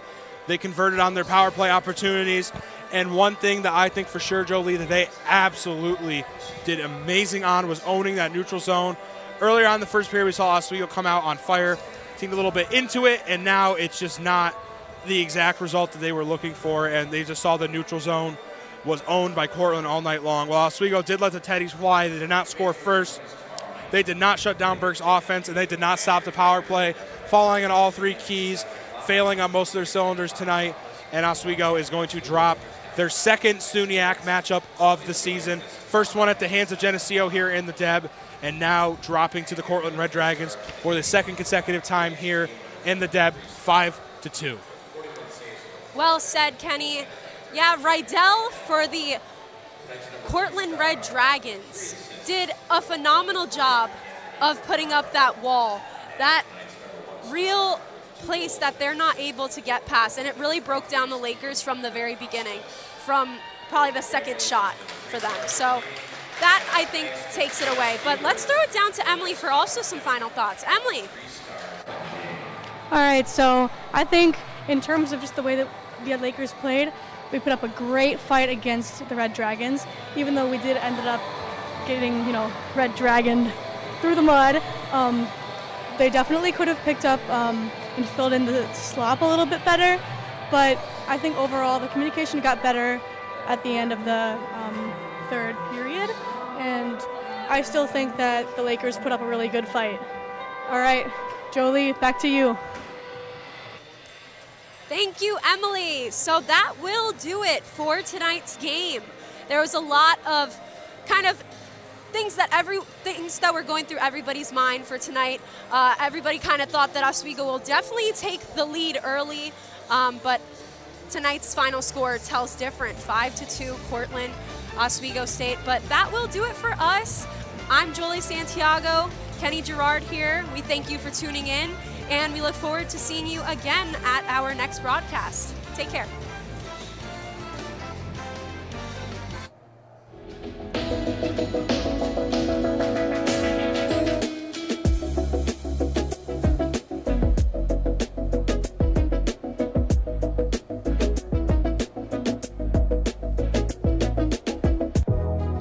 Welcome back to Major Discussions.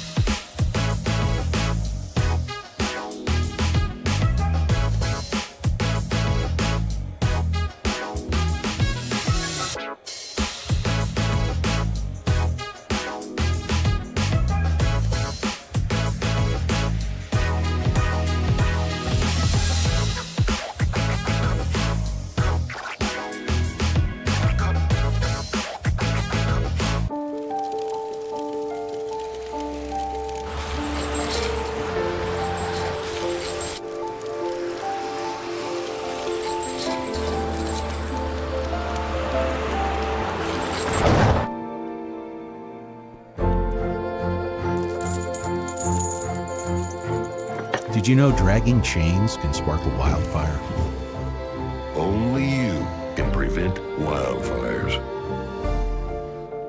When I was in foster care, I never knew when I would have to move, so I always had my suitcase ready to go.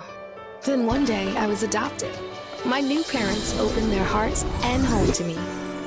My parents cook my favorite breakfast for me every morning. My parents take me on trips I never thought I would go on.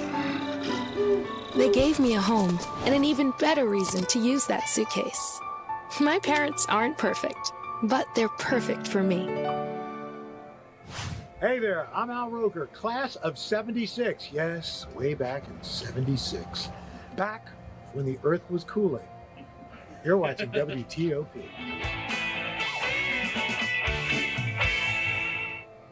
Hey there, I'm Al Roker, class of 76. Yes, way back in 76. Back when the earth was cooling. You're watching WTOP.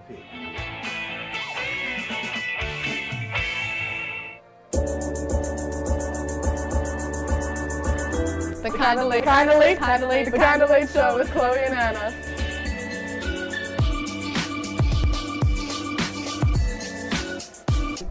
Like licorice, Twizzlers, absolutely nasty. The thought of turkey is just nauseating. I think you're wrong, is what I think. You think I'm wrong a lot of time. I do think you're wrong a lot. When you look at the number of disasters in the U.S., chances are every area will deal with some kind of emergency in the next decade. And between school, sports, and social lives, chances are you won't be with your kids when it happens. Will they know what to do? Ready.gov/kids has the educational tools and information to make the conversation easy. When the time comes, chances are they'll feel prepared, not scared. So talk with your family today.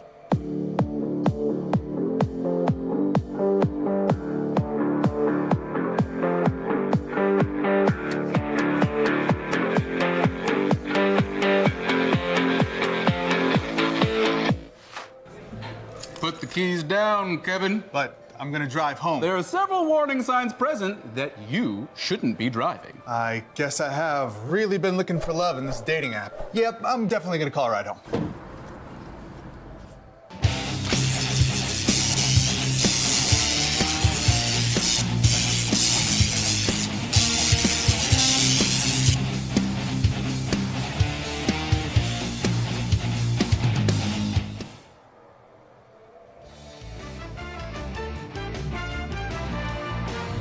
Well, 3 periods have came and went, and the Cortland Red Dragons have defeated the Oswego Lakers in the Deborah F. Stanley Arena 5-2. Welcome to the postgame show. Alongside me, as always, Ryan Joyce, Chris DeLuca. I am Alex Brooks, and gentlemen, the Lakers ended up getting a goal in the 3rd period by Tyler Flack.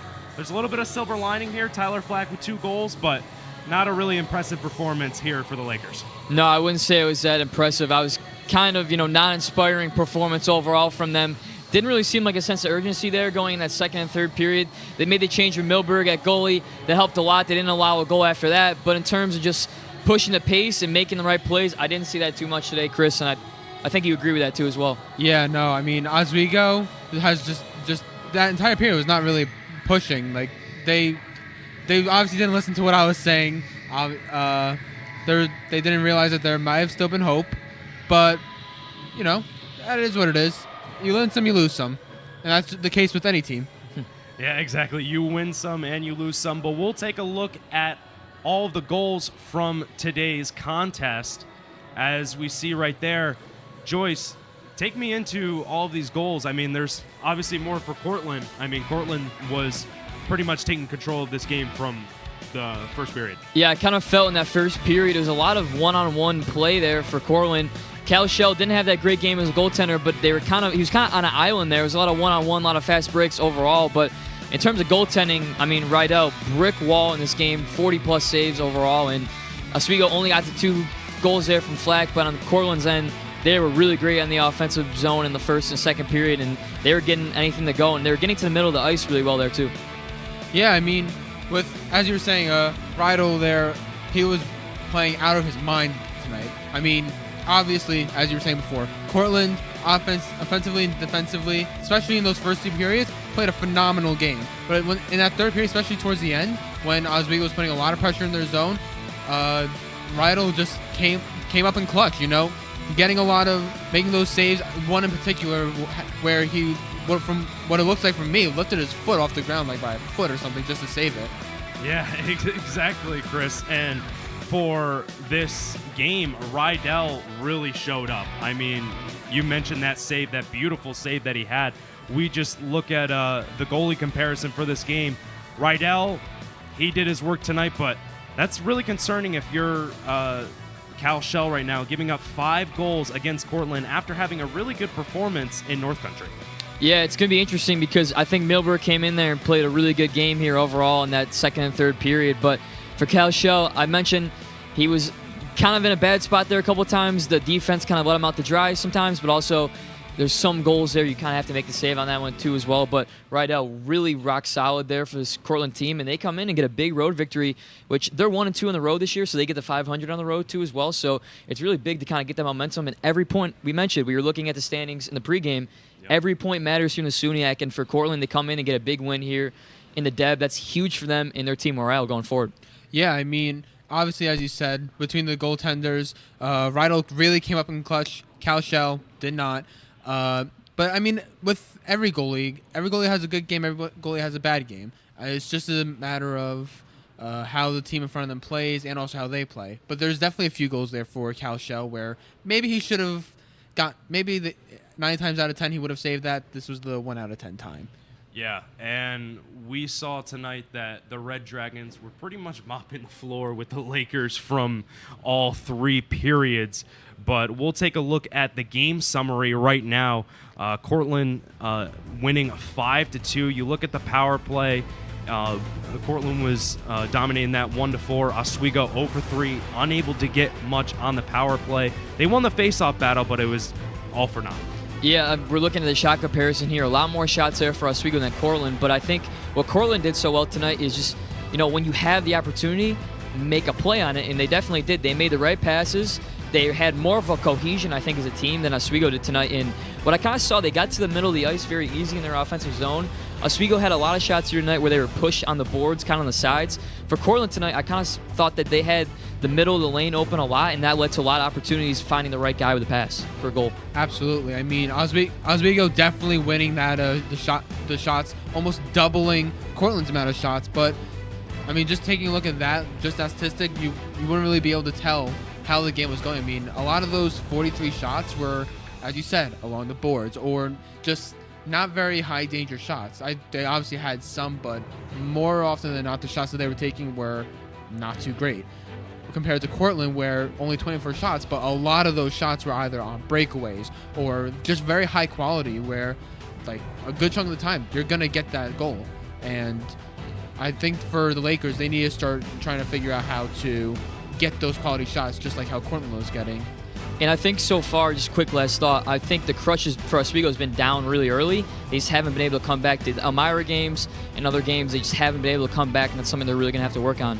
Just coming back in these games and putting a fight up. Yeah, the shot selection unable to go for the Oswego Lakers, but we took a Magic School Bus, we took an Amtrak.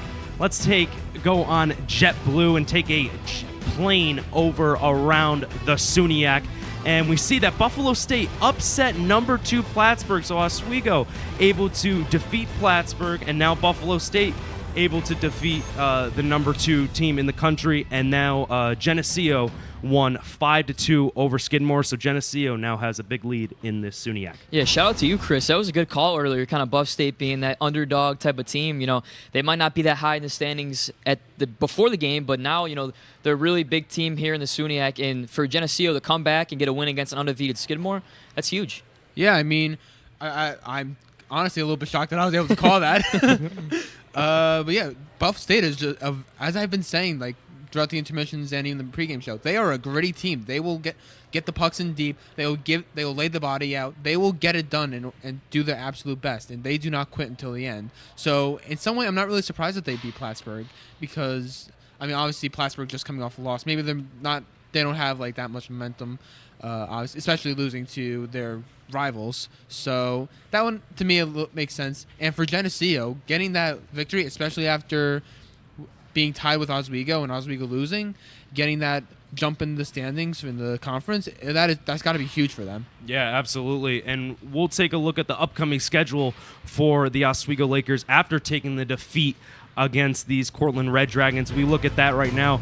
They're facing off against number 4 Utica tomorrow, so quick turnaround for this Lakers team. And then it's the Oswego State Hockey Classic against Concordia, and then the Hockey Classic final, and then into next year, it's going to be the Nazareth Golden Flyers at home. Guys, which one of these matchups are you eyeing right now? I mean, you got to look tomorrow at Utica. We knew this stretch for Oswego would be huge, kind of their hardest stretch of the year. Utica's a really high-scoring team, kind of like Cortland. So Oswego, you're going to have to regroup. You got 24 hours to kind of lock in and get a win against Utica, kind of turn it around for Oswego. But it's going to be a hard one. You got a little bit of break here. You come back. You have home ice advantage here against Concordia, and then their Hockey Classic here around New Year's, and then you get Nazareth too as well. So you get to stay at home, but how are you going to do at home? You got to take advantage when you're at home and not play in these tough road environments. You got to get some wins here. Absolutely. I mean, as you were saying, that Utica game, it's a very quick turnaround. I mean, less than 24 hours. So obviously this team might be a little bit tired, but having that quick turnaround, they need to be able to flip the switch. Yes, they didn't have a great game today. They had a pretty bad loss, but they had to be able to flip the switch and go headfirst into that game against. I'm blanking on the team right now. I don't know why. Yeah, it's all good. Most definitely. But before we send it to break, I would like to shout out our producer, Garrett Chan, who is going to be graduating next week, as something in the back is making a lot of noise right now. Hopefully you can hear me, but shout out to Garrett Chan for everything that he's done over these past 3 years. He's been a great producer, great friend that I can just call one of my best friends, Ryan.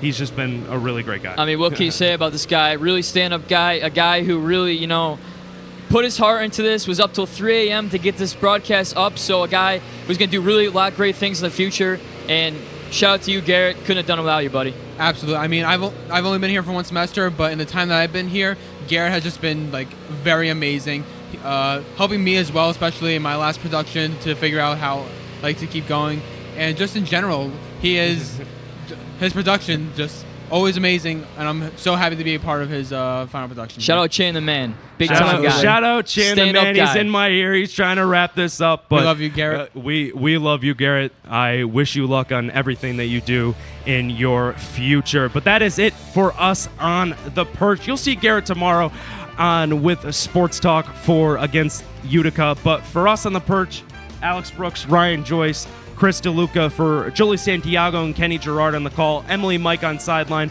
for producer Garrett Chan, director Jacob Bradley, and all of the hardworking members. Lakers fall to Cortland 5-2, and have a great night.